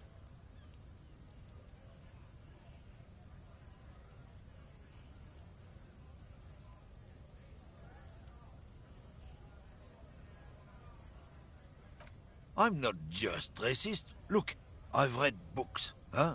The science of racial theory has all been proved, even if some people don't want to accept it. People who've studied these things say that you and me are superior by design. So, naturally, we Occidentals should be in charge. Obviously, you can see the merits in that. If this guy's all the Occidentals have, well, Let's just say he's not exactly ripped.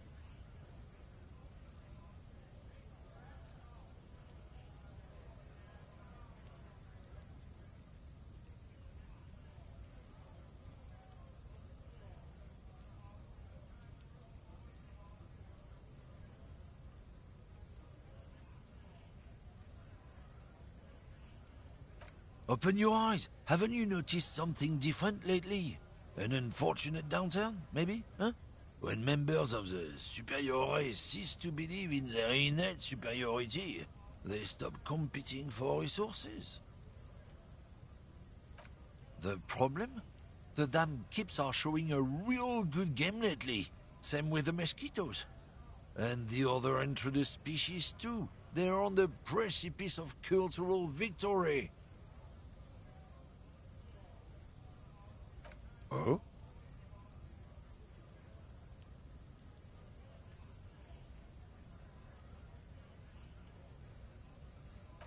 Don't push your luck, Runt.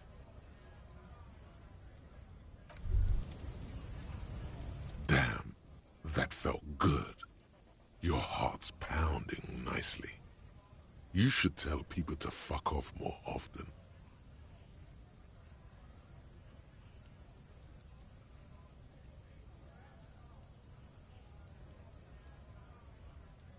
That's the spirit. Never forget, the whole world's a wooden house, and you're a goddamn flamethrower.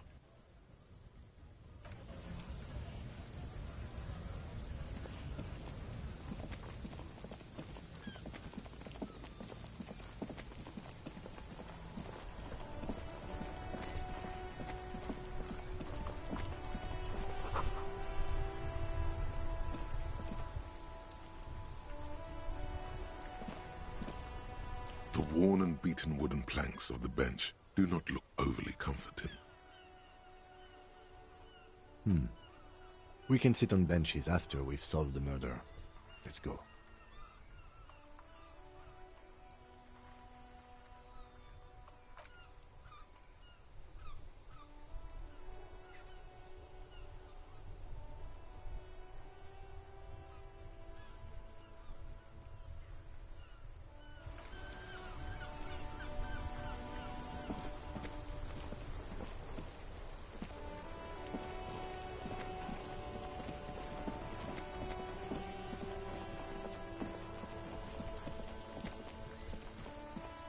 This Post Levantorie mail collection box has been heavily vandalized with graffito. A closer inspection reveals 2 bullet holes in the front.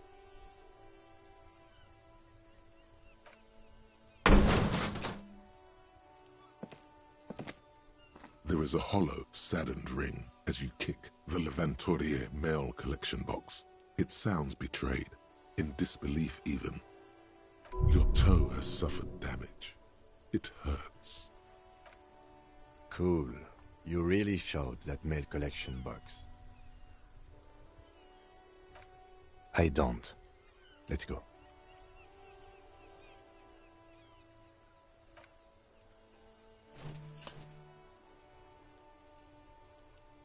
The mail collection box has no faith in your psychopathic manipulations.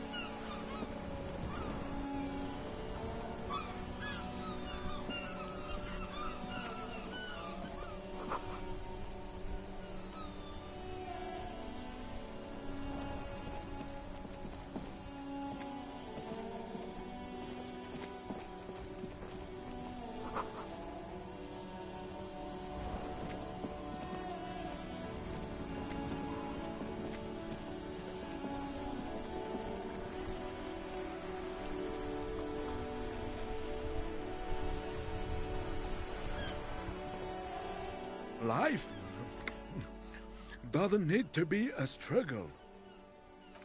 I'll be with you in a moment, officer. Let me just finish my sandwich. Talk to Angry Hog René first.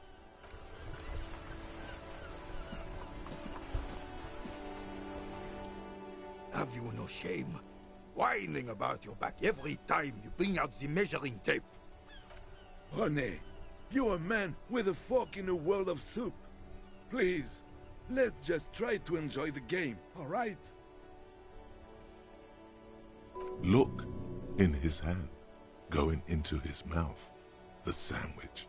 It's hauntingly beautiful. I'm trying to, but you keep breaking my concentration. You're old.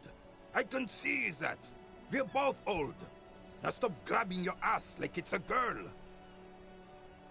These manly men are playing balls. This is a ball game.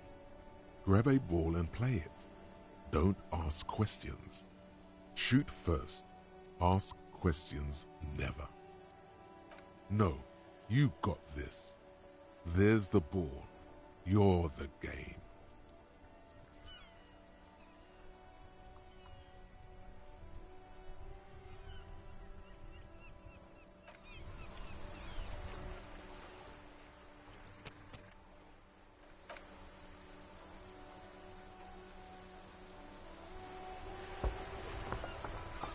Can you... René, you are the angriest man in the world.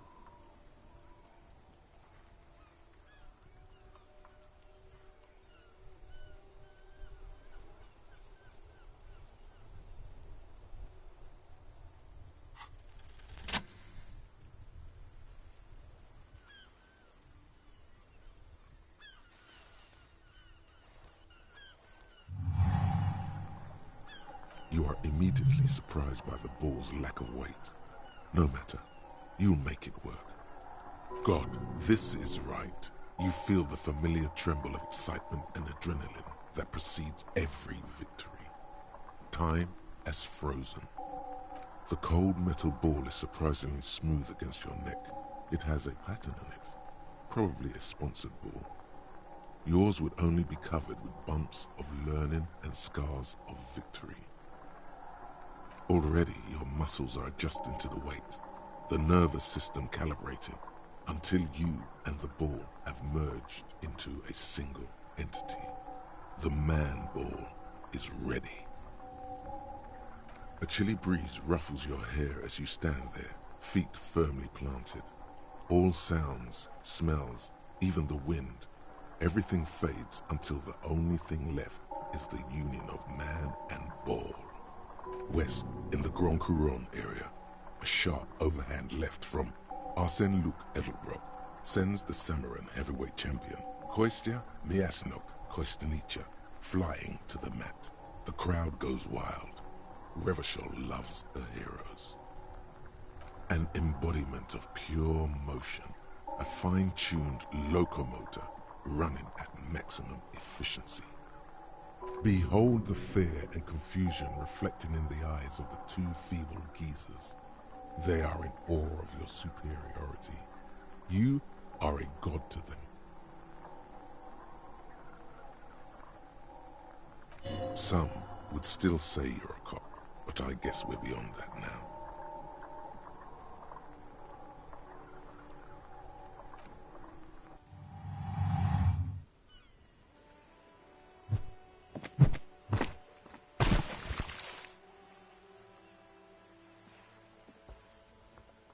Merde!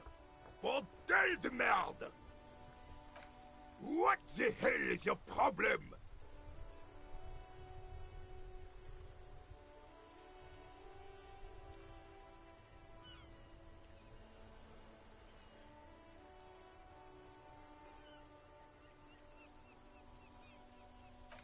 I don't care if you are a cop.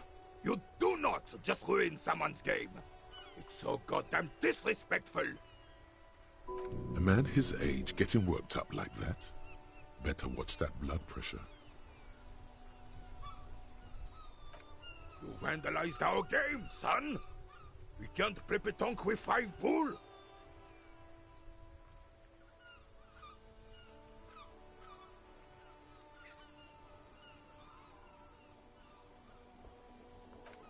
Well, it damn well isn't. It's pétanque. You ruined a pétanque game. We want our bull back. Take it easy, René. This is just a misunderstanding, isn't it, officer? No harm done. Of course there's harm done, you orange slug. You owe us a goddamn bull.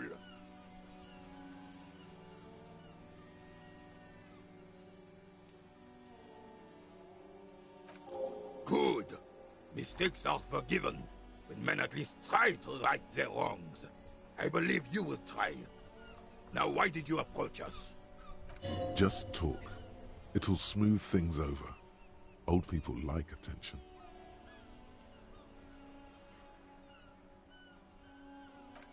Ah, yes.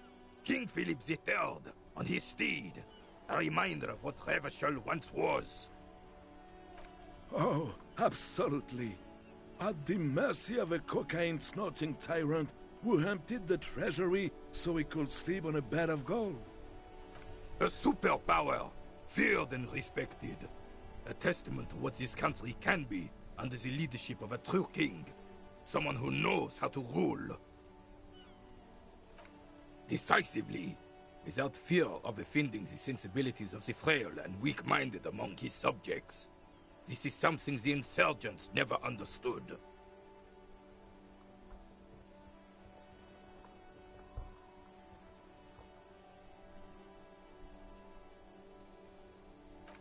A nation is only as strong as its leader. That's why it was such madness to try to... Don't get started on that again. What happened, happened. The Carabiner doesn't reply, but his entire being communicates unbreakable resolve.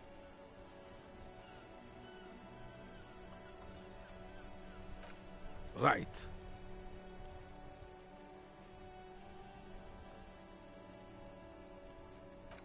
Unfortunately, I don't.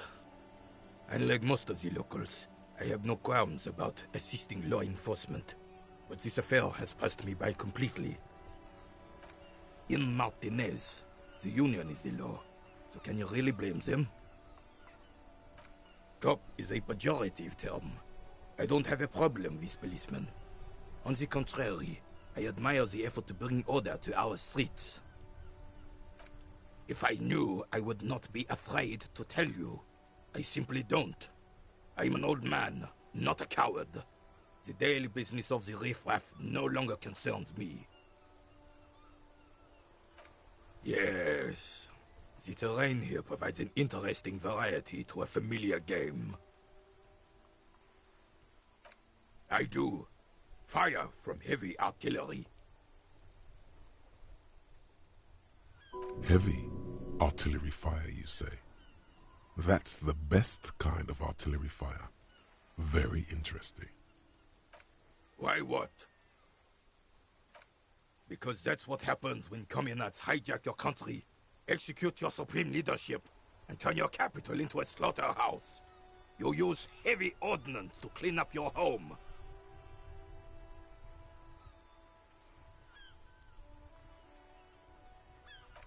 Sadly, no.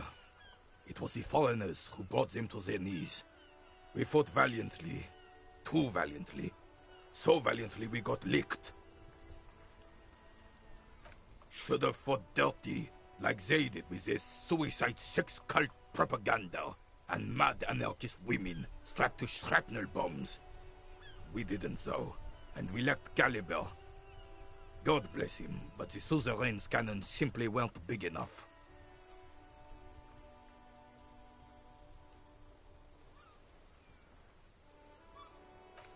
Because this place is a damn beachhead. Had to soften the commies up first. Yes, the military coordinated amphibious landing to take back Revachol. He finds your lack of historic knowledge troubling, a sign of mental deterioration in the preceding generations. Martinez was used as one of the 3 footholds in Revachol during Operation Deathblow in 08. The other 2 are off in Stella Maris and the Delta.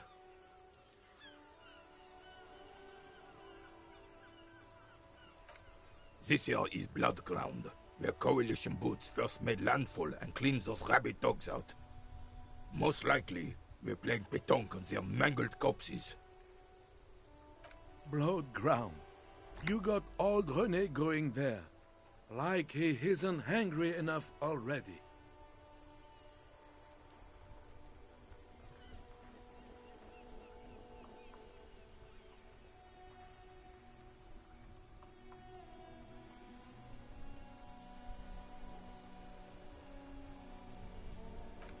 Damn right, son.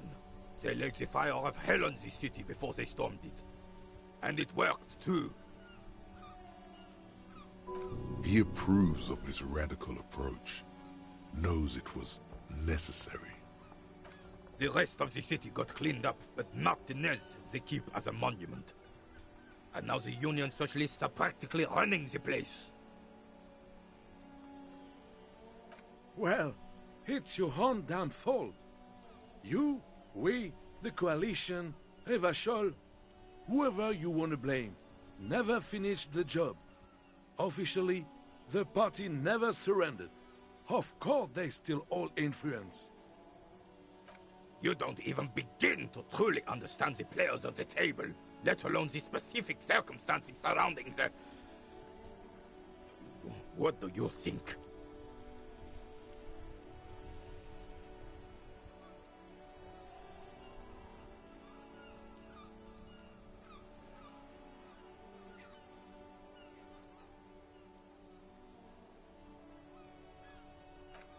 I'm sorry it had to be them. After 8 years of fighting those hyenas, boiling cats for food and drinking piss in the mountains, I would have preferred if the Right Honorable King Guillaume returned through Revachol, or even if that damn clan Frissel had risen from the grave and led us.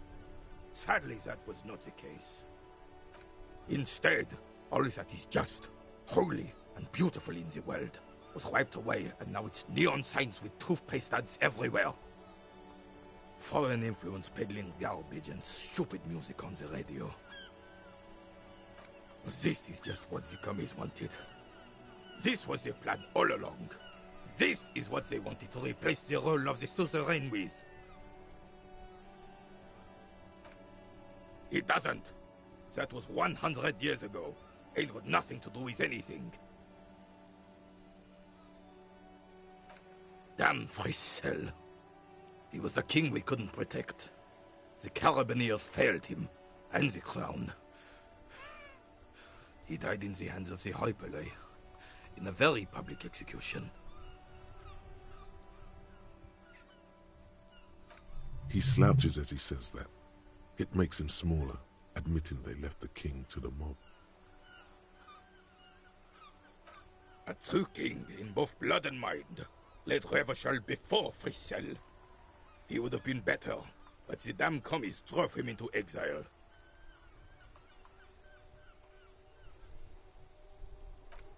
The suzerain is the king! Has everyone forgotten already? They've forgotten already. It's no use talking to you. You were still in Daddy's balls when it happened. When we took our last stand against the filth and rode the cavalry straight into gunfire.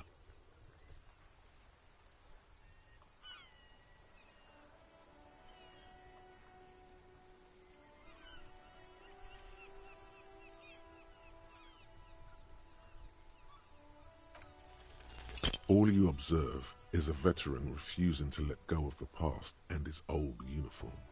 This is not... This is the uniform of the Royal Carabineers in service of Frissel I, Guillaume le Lion, and the valiant King Philip V before him. Don't you mean Frissel the Fan? You do not speak his name, Craven, although he was a clown. But he was our clown, ours to ridicule and to mourn. There's something you missed. You will get to it. Don't worry.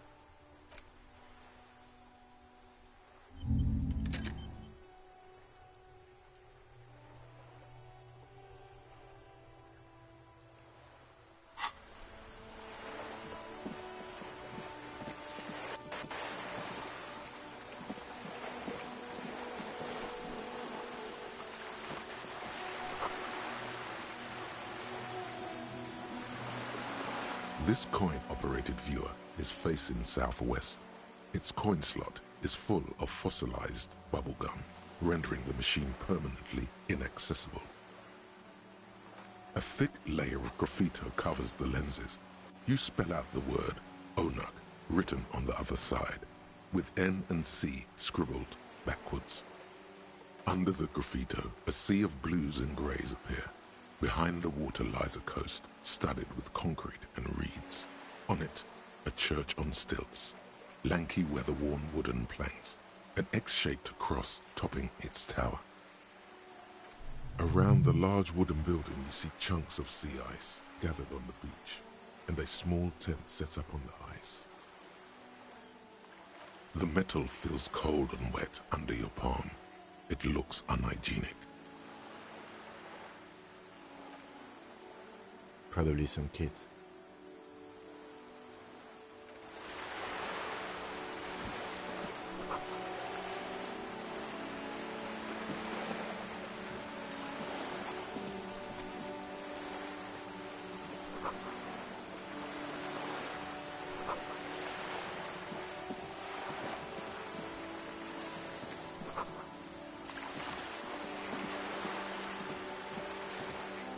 This coin-operated viewer is facing south. The instruction manual says to insert 25 centimes and pull the handle while looking inside. Then use the focus knob to zoom in if necessary.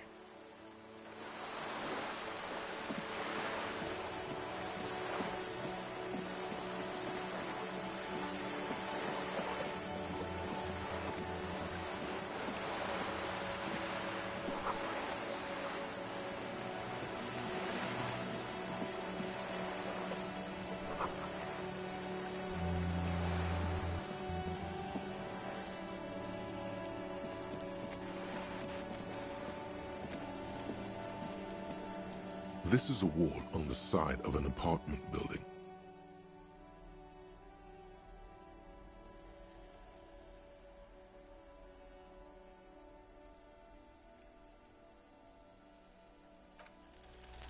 You have no clue. It's just a wall. So many walls all over Martinez, weather-worn, cracked, their paint peeling.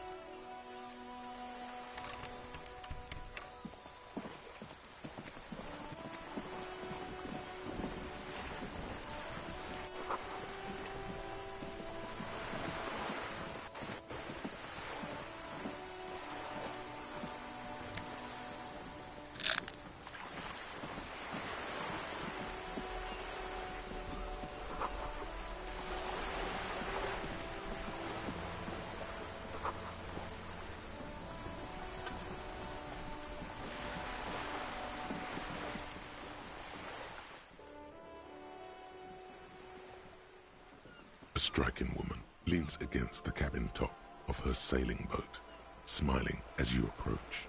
Her green raincoat glistens with droplets.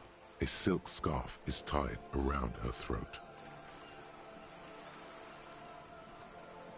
Good morning, officers. I'm Joyce.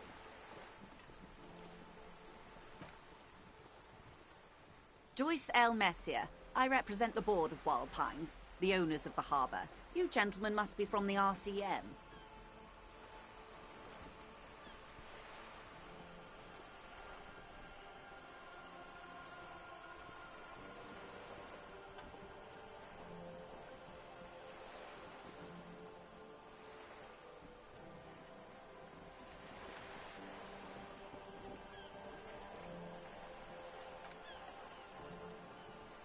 I'm glad to see you here. I was dispatched to handle a strike, not a lynching. Anything I can do to assist the RCM in this matter, I will, gladly. That is good to hear, madame. My colleague will take the lead on this interview. I should let you know that he is recovering from an unusual medical episode. Very unusual. But I can assure you of his ultimate competency. How interesting. I wish you a swift recovery. In the meanwhile, you have my full cooperation, and the full cooperation of the Wild Pines group. It's hard to get a read on her precise disposition, but she appears helpful.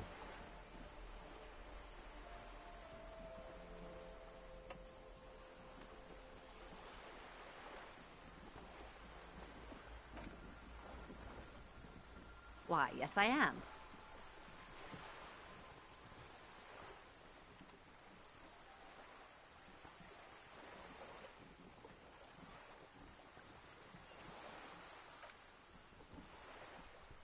The boat? No. It is called Cor de Lady 19 because that's the type of sloop it is. It's a pleasure craft, a 19 pacer. It also happens to be rated for Category 1 racing, though these days I mainly use it for business.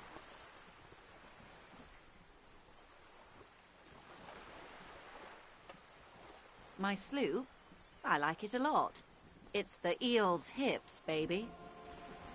I'm enjoying this part of the interview. It has so little to do with the murder we're investigating. I really do, the lieutenant thinks. Is she thrown off yet? He's looking at the woman, assessing her. Officer, I assure you I'm a highly qualified pleasure craft operator. The crowns of her teeth are porcelain, white as the boat's hull as she smiles. Qualified pleasure craft operator. So charming. Where's the damn license? I just renewed its safety inspection last month, officers. It is completely seaworthy. In fact, it's taken part in not one, but 2 insulindic regattas. Even finished once. The other time, I would have finished the race were it not for an urgent work matter, much like the one I'm on now. Actually, you don't.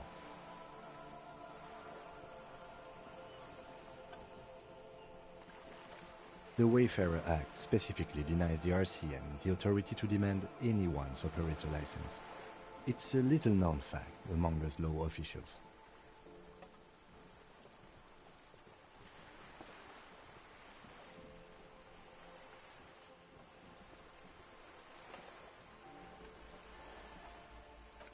I was just being polite. Even school children know the Wayfarer Act. No need to politicize this. You may still ask for the lady's passport.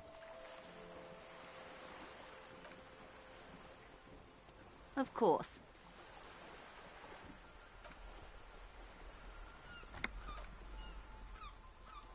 The woman, born in the year 3 in the commune of Revachol, smiles at you. Face adorned with frown lines and crow's feet. The photo is recent. The name reads, Rejoice Leighton Messier.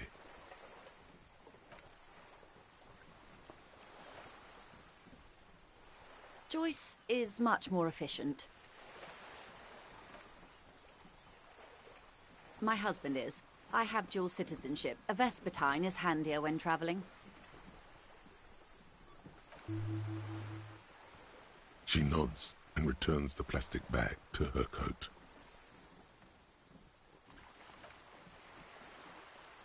Of course there are. We're on an archipelago. How else are you supposed to get around?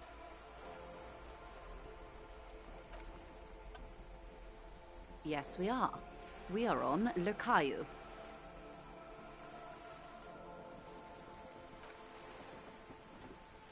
We are. and the city of Revachol is on the island of Lakayu.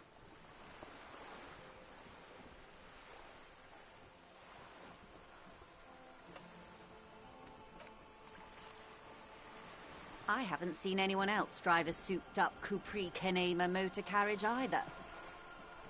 Actually, that motor carriage has been specially issued to serve as a patrol and pursuit vehicle. It's for crossing long distances in the greater Revachol industrial harbor. It's not a time. Neither is this. A toy, I mean. It's a machine for crossing long distances in the Bay of Revachol, between the city and the islands. Good.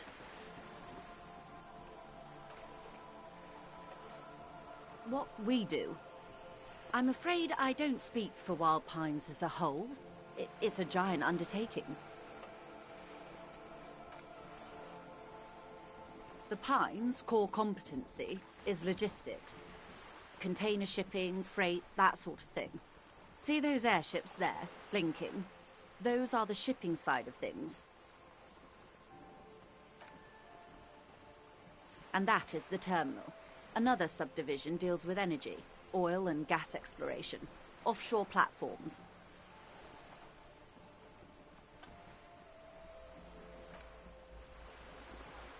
I'm not at liberty to discuss the company balance sheet, but I can tell you that last year, the company booked more than 20 billion real in revenue. $1 billion?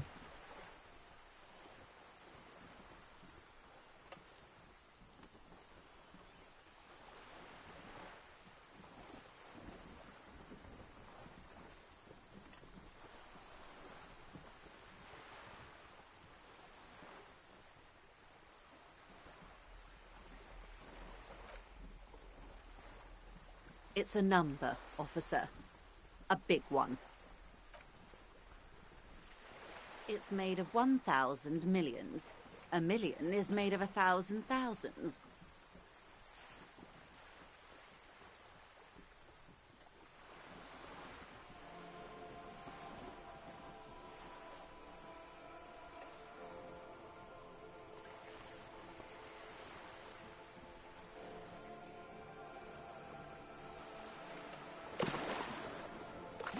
$20 billion is a large number, but the conglomerate employs 72,000 people.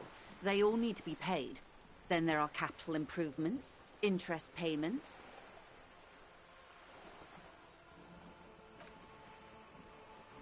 A conglomerate the size of the Wild Pines is like a shark. If it stops moving, it will die. Then what becomes of those 72,000 families? It's a tremendous responsibility.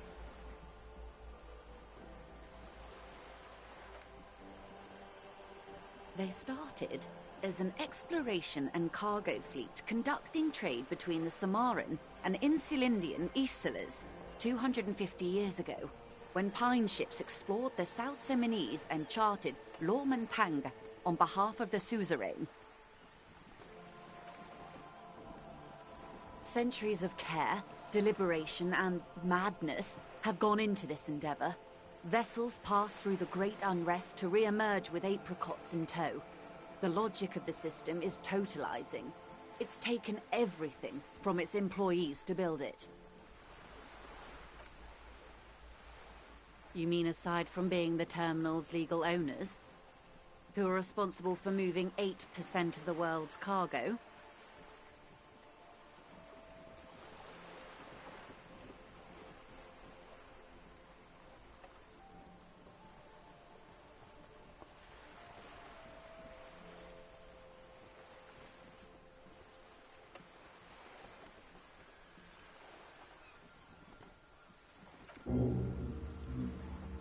There are no minor cogs in the system.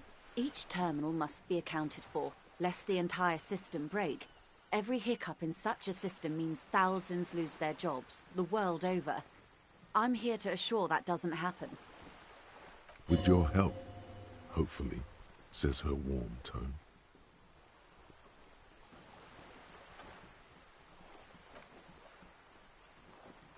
Everything.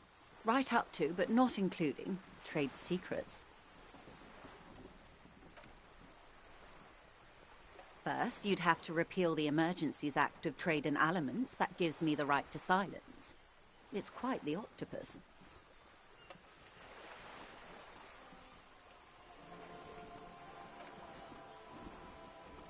Good luck is only kept in place by the vested interests of half the civilized world, including your own. What the ma'am means is that the Emergencies Act and the RCM both get their authority from the coalition government. But I am derailing us. You wanted to know about the strike.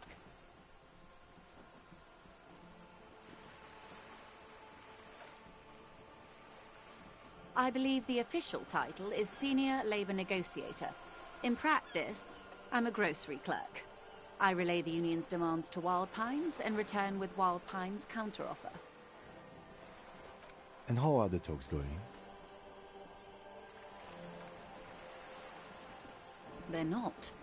That's the problem. The union stopped all negotiations a week ago, after that awful lynching took place. Now they won't even let me into the harbour. There's a 2-meter-20 racist behemoth blocking the gates. What can I say? The union employs a giant covered in tattoos. A racist giant. I guess that's part of their big tent organization now.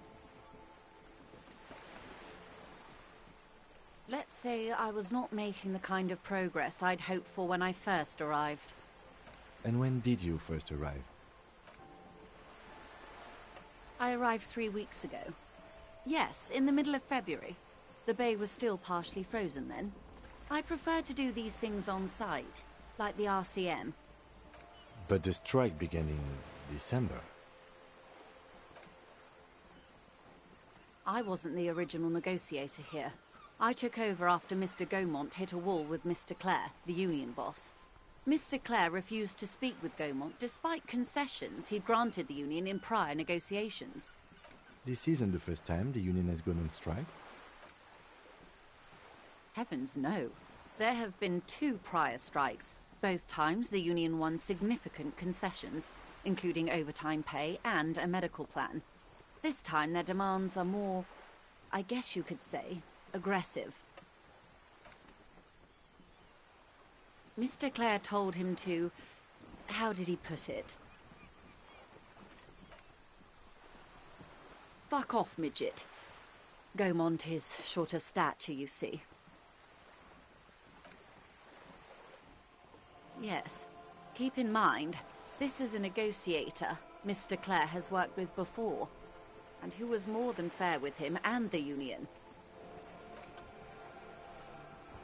Everard Clare is a man of the utmost integrity. If you can say one thing about him, it's that he always puts the interests of the workers first. Of course not. Everard is fantastically corrupt. I imagine he has a thick, viscous goo where you and I have blood.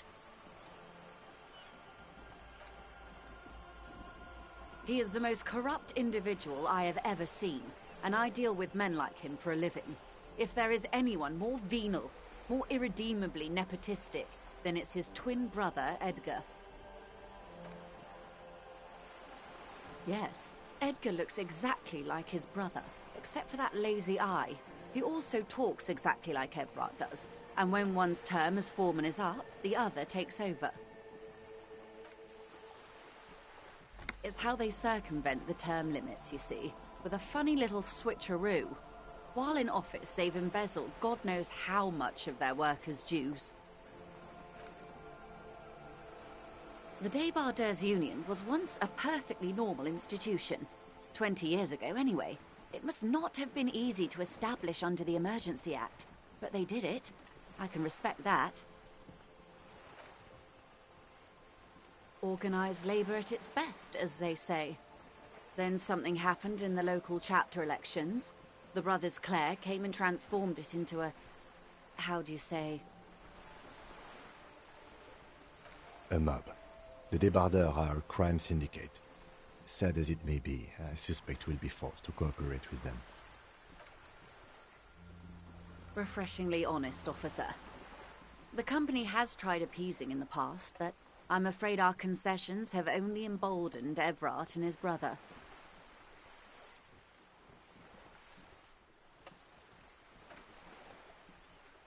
And your opinion, Detective, if I may ask? I'm a curious and talkative person, you see. Would you say the Débardeurs Union is...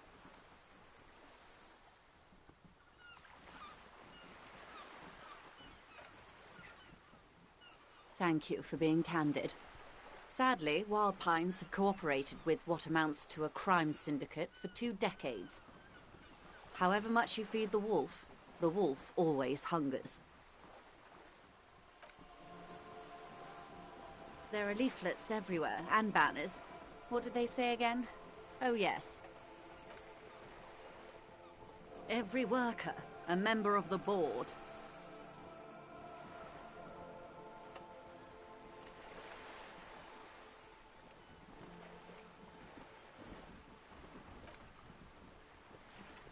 Fortunately, they explained it. Every time the Wild Pines group makes a decision about anything, it needs the signature of each of the 2,200 workers in its Martinez terminal. Just so you understand, this is but one of 22 terminals owned by Wild Pines. Essentially, not only are they kings of the company, they are also kings of the 72,000 employees of Wild Pines Group.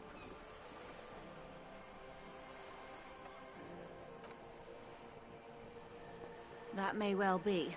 It's not up to me to decide who is king, but as negotiations go, it's not a swell start.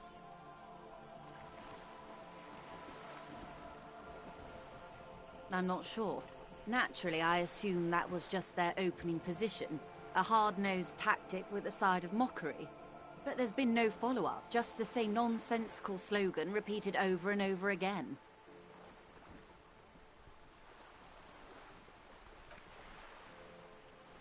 And now, people are getting lynched, I hear. Behind the whirling in rags. A disastrous situation if there ever was one. Excuse me, from whom did you hear about this lynching? I first heard it from the bowyer at the gates. The one whose very name advertises his aversion to work. I think he said it was, "Call me mañana." This checks out.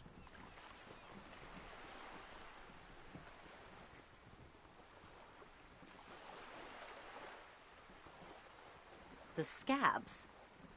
You mean the huddled masses of Jamrock, come to plead for work where the Union refuses to? If they were organized by Wild Pines or its affiliates, then it would be a company secret. I could not share it with you. Not right now, at least. I'm glad you asked. There was a woman, the previous forewoman of the Union. She disappeared. Disappeared? Yes. On the last day of the local chapter elections, her daughter phoned in and said she wasn't running anymore, or coming to work. Ever. End of story. Downright haunting, if you ask me. The Wild Pines suspected foul play, but what could they do? It was a union matter. The point of the presentation is, these kinds of things happen around the Clares. Watch out when you're dealing with him. Thank you for your concern, ma'am. We'll be just fine.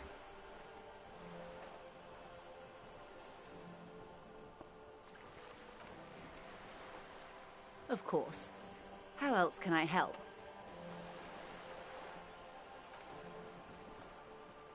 Quite a few things, I'm afraid.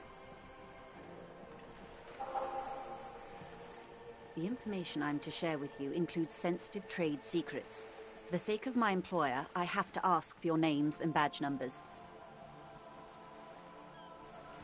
Of course, ma'am. We should have introduced ourselves. I am Lieutenant Kitsuragi from Precinct 57. And this is my colleague from Precinct 41.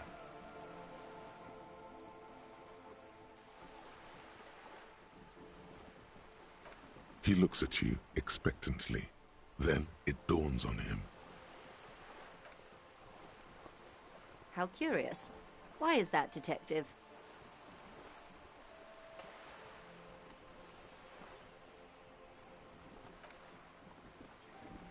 I see.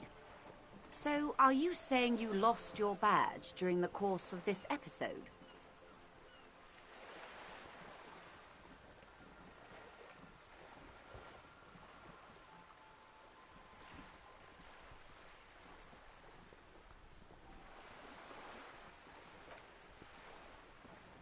Oh dear. I suppose this does explain some of the more curious turns in our conversation.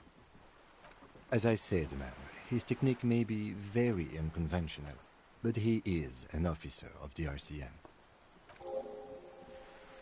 Of course, I sympathize, but I'm afraid I simply can't share anything more until I've seen that badge. Hang on. She's a professional negotiator.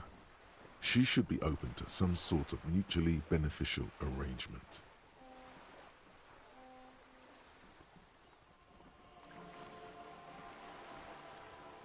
I mean, favors for favors. A dirty alliance of some sort.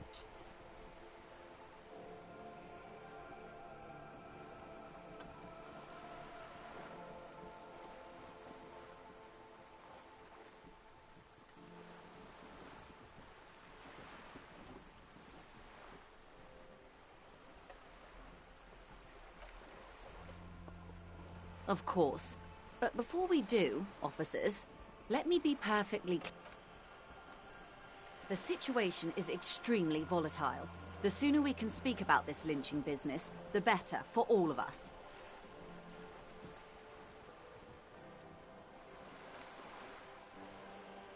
This reality.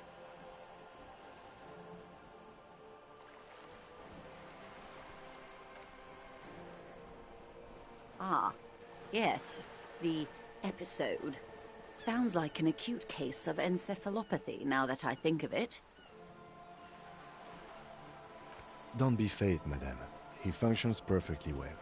He only needs a lowdown on all of reality. We may be here a while then. Ask away off. All right, you're in. Begin with the first one. You'll appear worldly.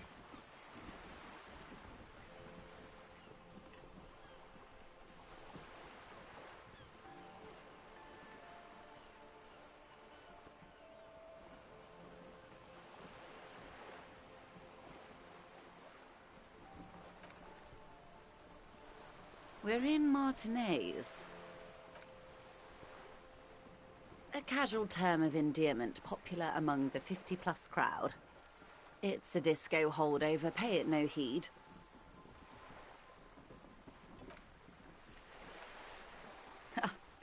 Aren't we all? Martinez is a district of Revachol. A very small district tucked away near the industrial harbour, north of the 881 and Jamrock.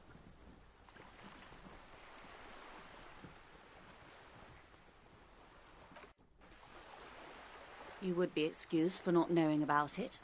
Unimportant, they say. Forgotten, even. Shelled to smithereens during the Revolution. It has its charms, just not this time of year.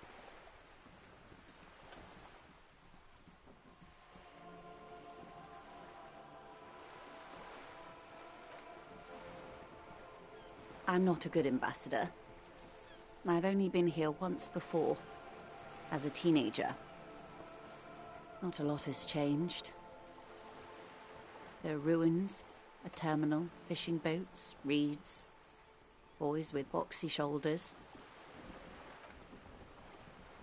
This place used to be a province, a workers' resort before the city swallowed it and the artillery did its work.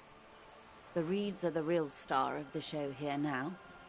The further down the coast, the wilder it gets. It's not really a sea, it's the Bay of Revachol, and the bay feeds into the ocean. Yes. We're on an island in an ocean, the world's largest body of water, the Insulindic. Caillou, as you already know. Imagine a pebble. A smoothed-over pebble amidst a great blue sea, misshapen, cracked. The cracks are the River Esperance. We're in the delta of this river on the 6th branch, the Martinez distributary.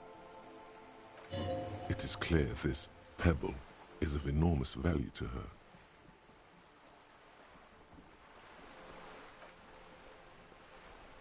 Revachol? Revachol is what you call a city. The great kind.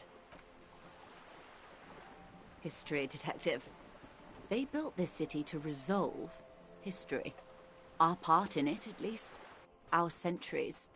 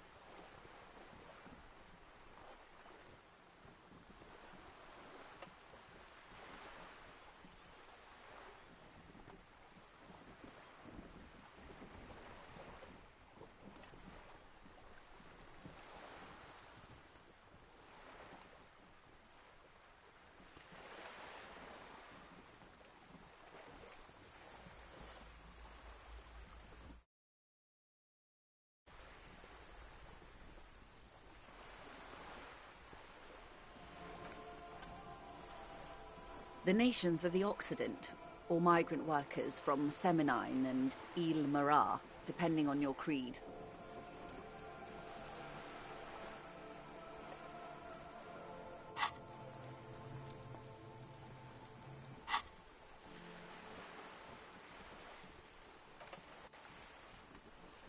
In the DeLorean century, 380 years ago.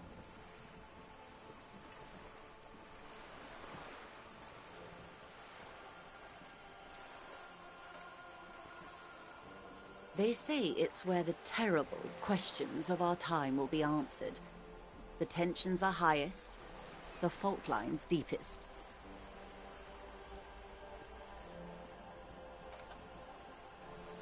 By that I mean conflicts. Ideological conflicts. The stuff of men.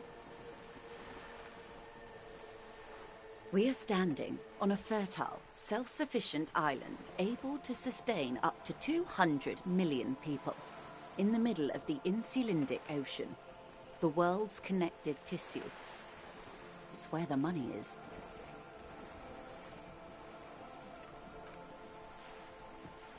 Oh, we're quite a way off. 22 kilometers from the center of the world. That soldering iron is the Bank of the World building. The bottom floors are Insiacom. Coalition government, Insulindian Mission Command.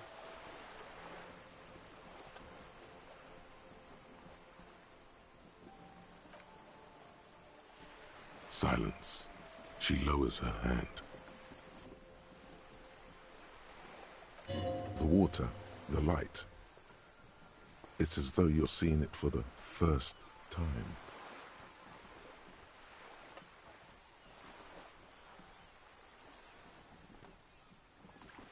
There is no recognition, only the immensity of the sea and the cold radiating from it.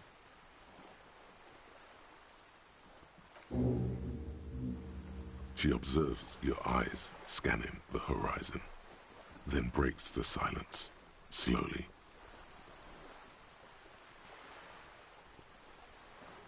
This is one thought you need to complete. Where are you?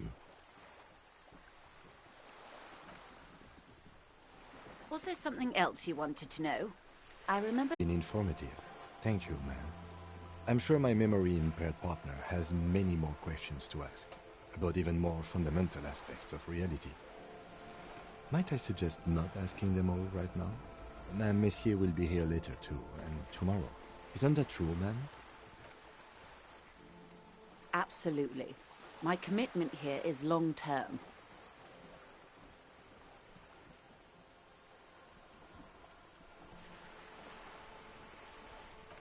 Oh, of course not.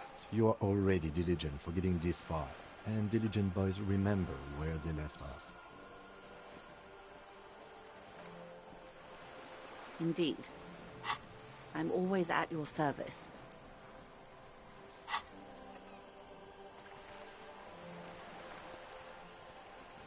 These are unimportant times, Detective. You and I were born after the dust had settled. 1,000th of a second too late. For the big time. The smile of a predator. No doubt what she's got in mind. The revolution.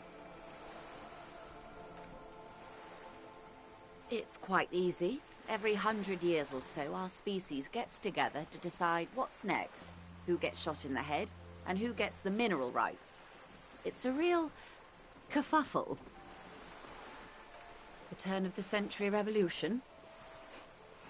Don't answer it. It's a trick question. The revolution began in '02 on the Isla of Grad, though by the end, nearly the whole world had gotten involved. It wasn't a who, but a what.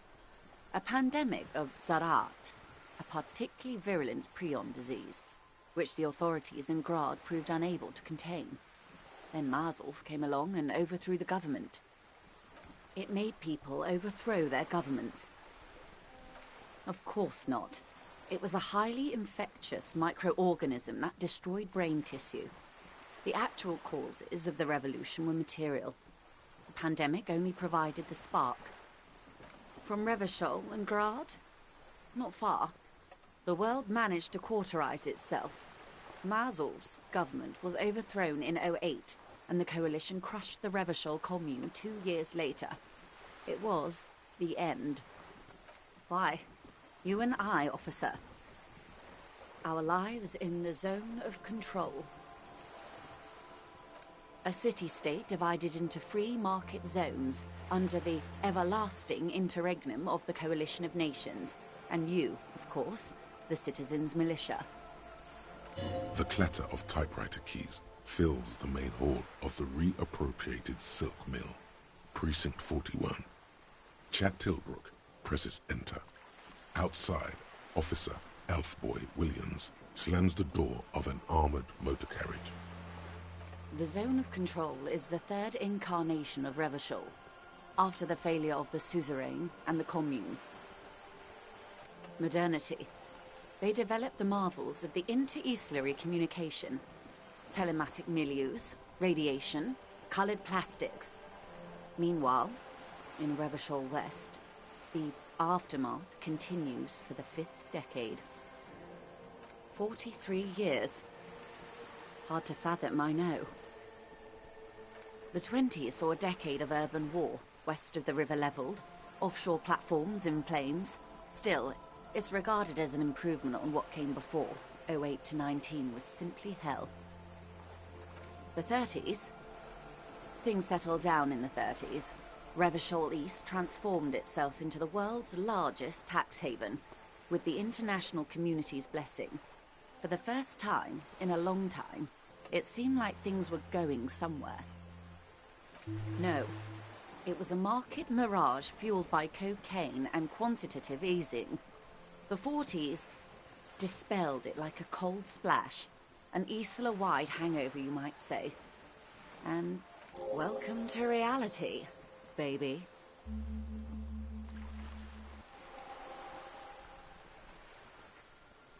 They are what they are. Who knows? An afterbloom may yet come. Anyway, enough sentimentality. Is there anything else you want to know?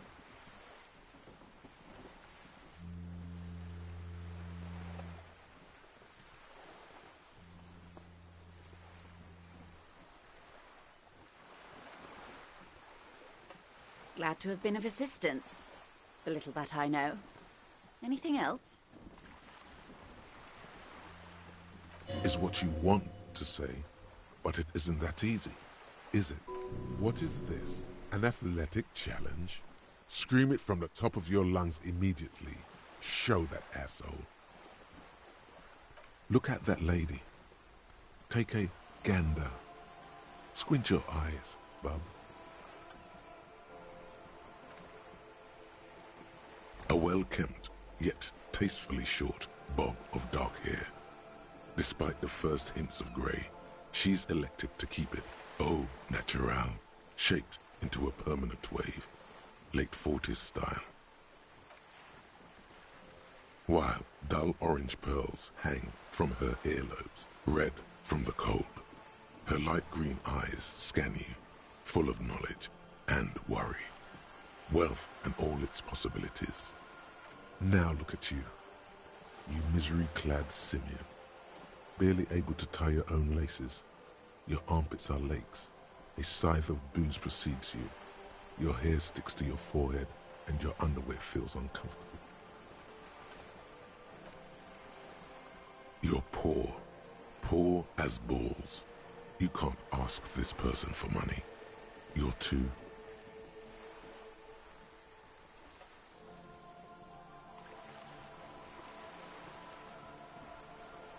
Shame? You haven't really been in the presence of gentlefolk either, have you?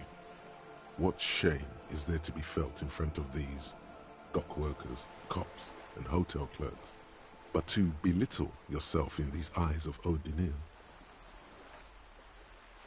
As I was saying, if there's any way I may be of assistance, please don't hesitate to ask.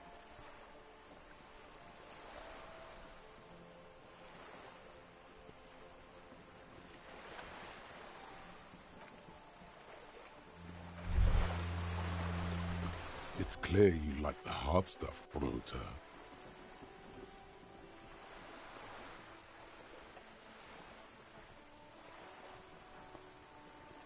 Evening falls. The time has come to take the vow. The vows are blood and flesh.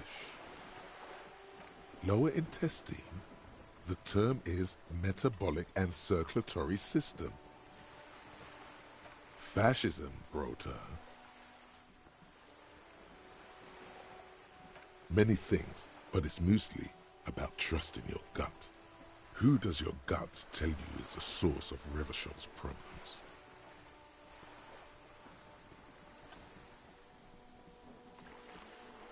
Quit stalling, Bruta. We're talking about the weakest, worst, most insane thing. The weak link.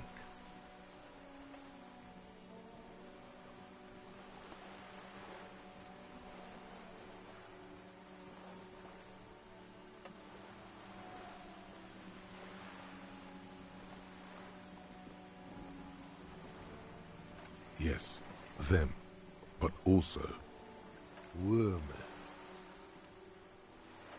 Women, men of war. You don't like them. They're insane. Their idiocy needs to be scrubbed off this world with rubbing alcohol. Women need to go back to the fucking kitchen. That's what fascism boils down to. The rest is also important.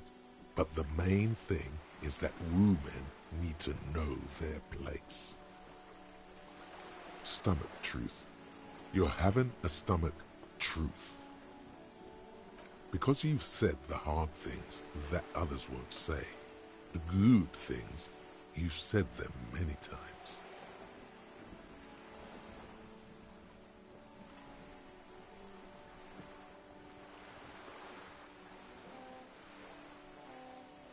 Okay, yes, let's call it that. Good thinking. You're going to keep your vooz, right? Keep your vooz, Brota.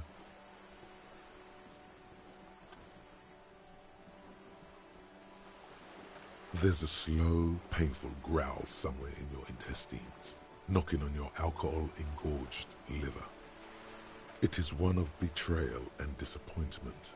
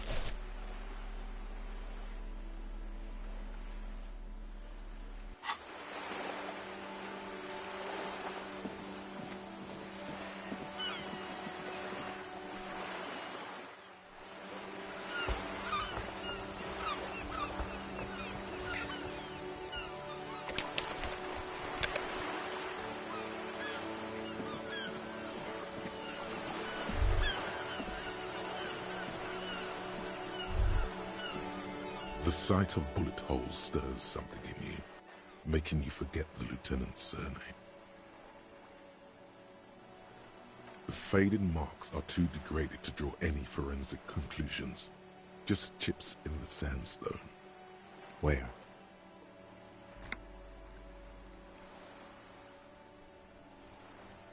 There? Those are old. Yes, the one that happened half a century ago. Those bullets were fired during the revolution and do not warrant an investigation by officers of civil law. Not much. I don't have a fresh perspective on it. Shall we go?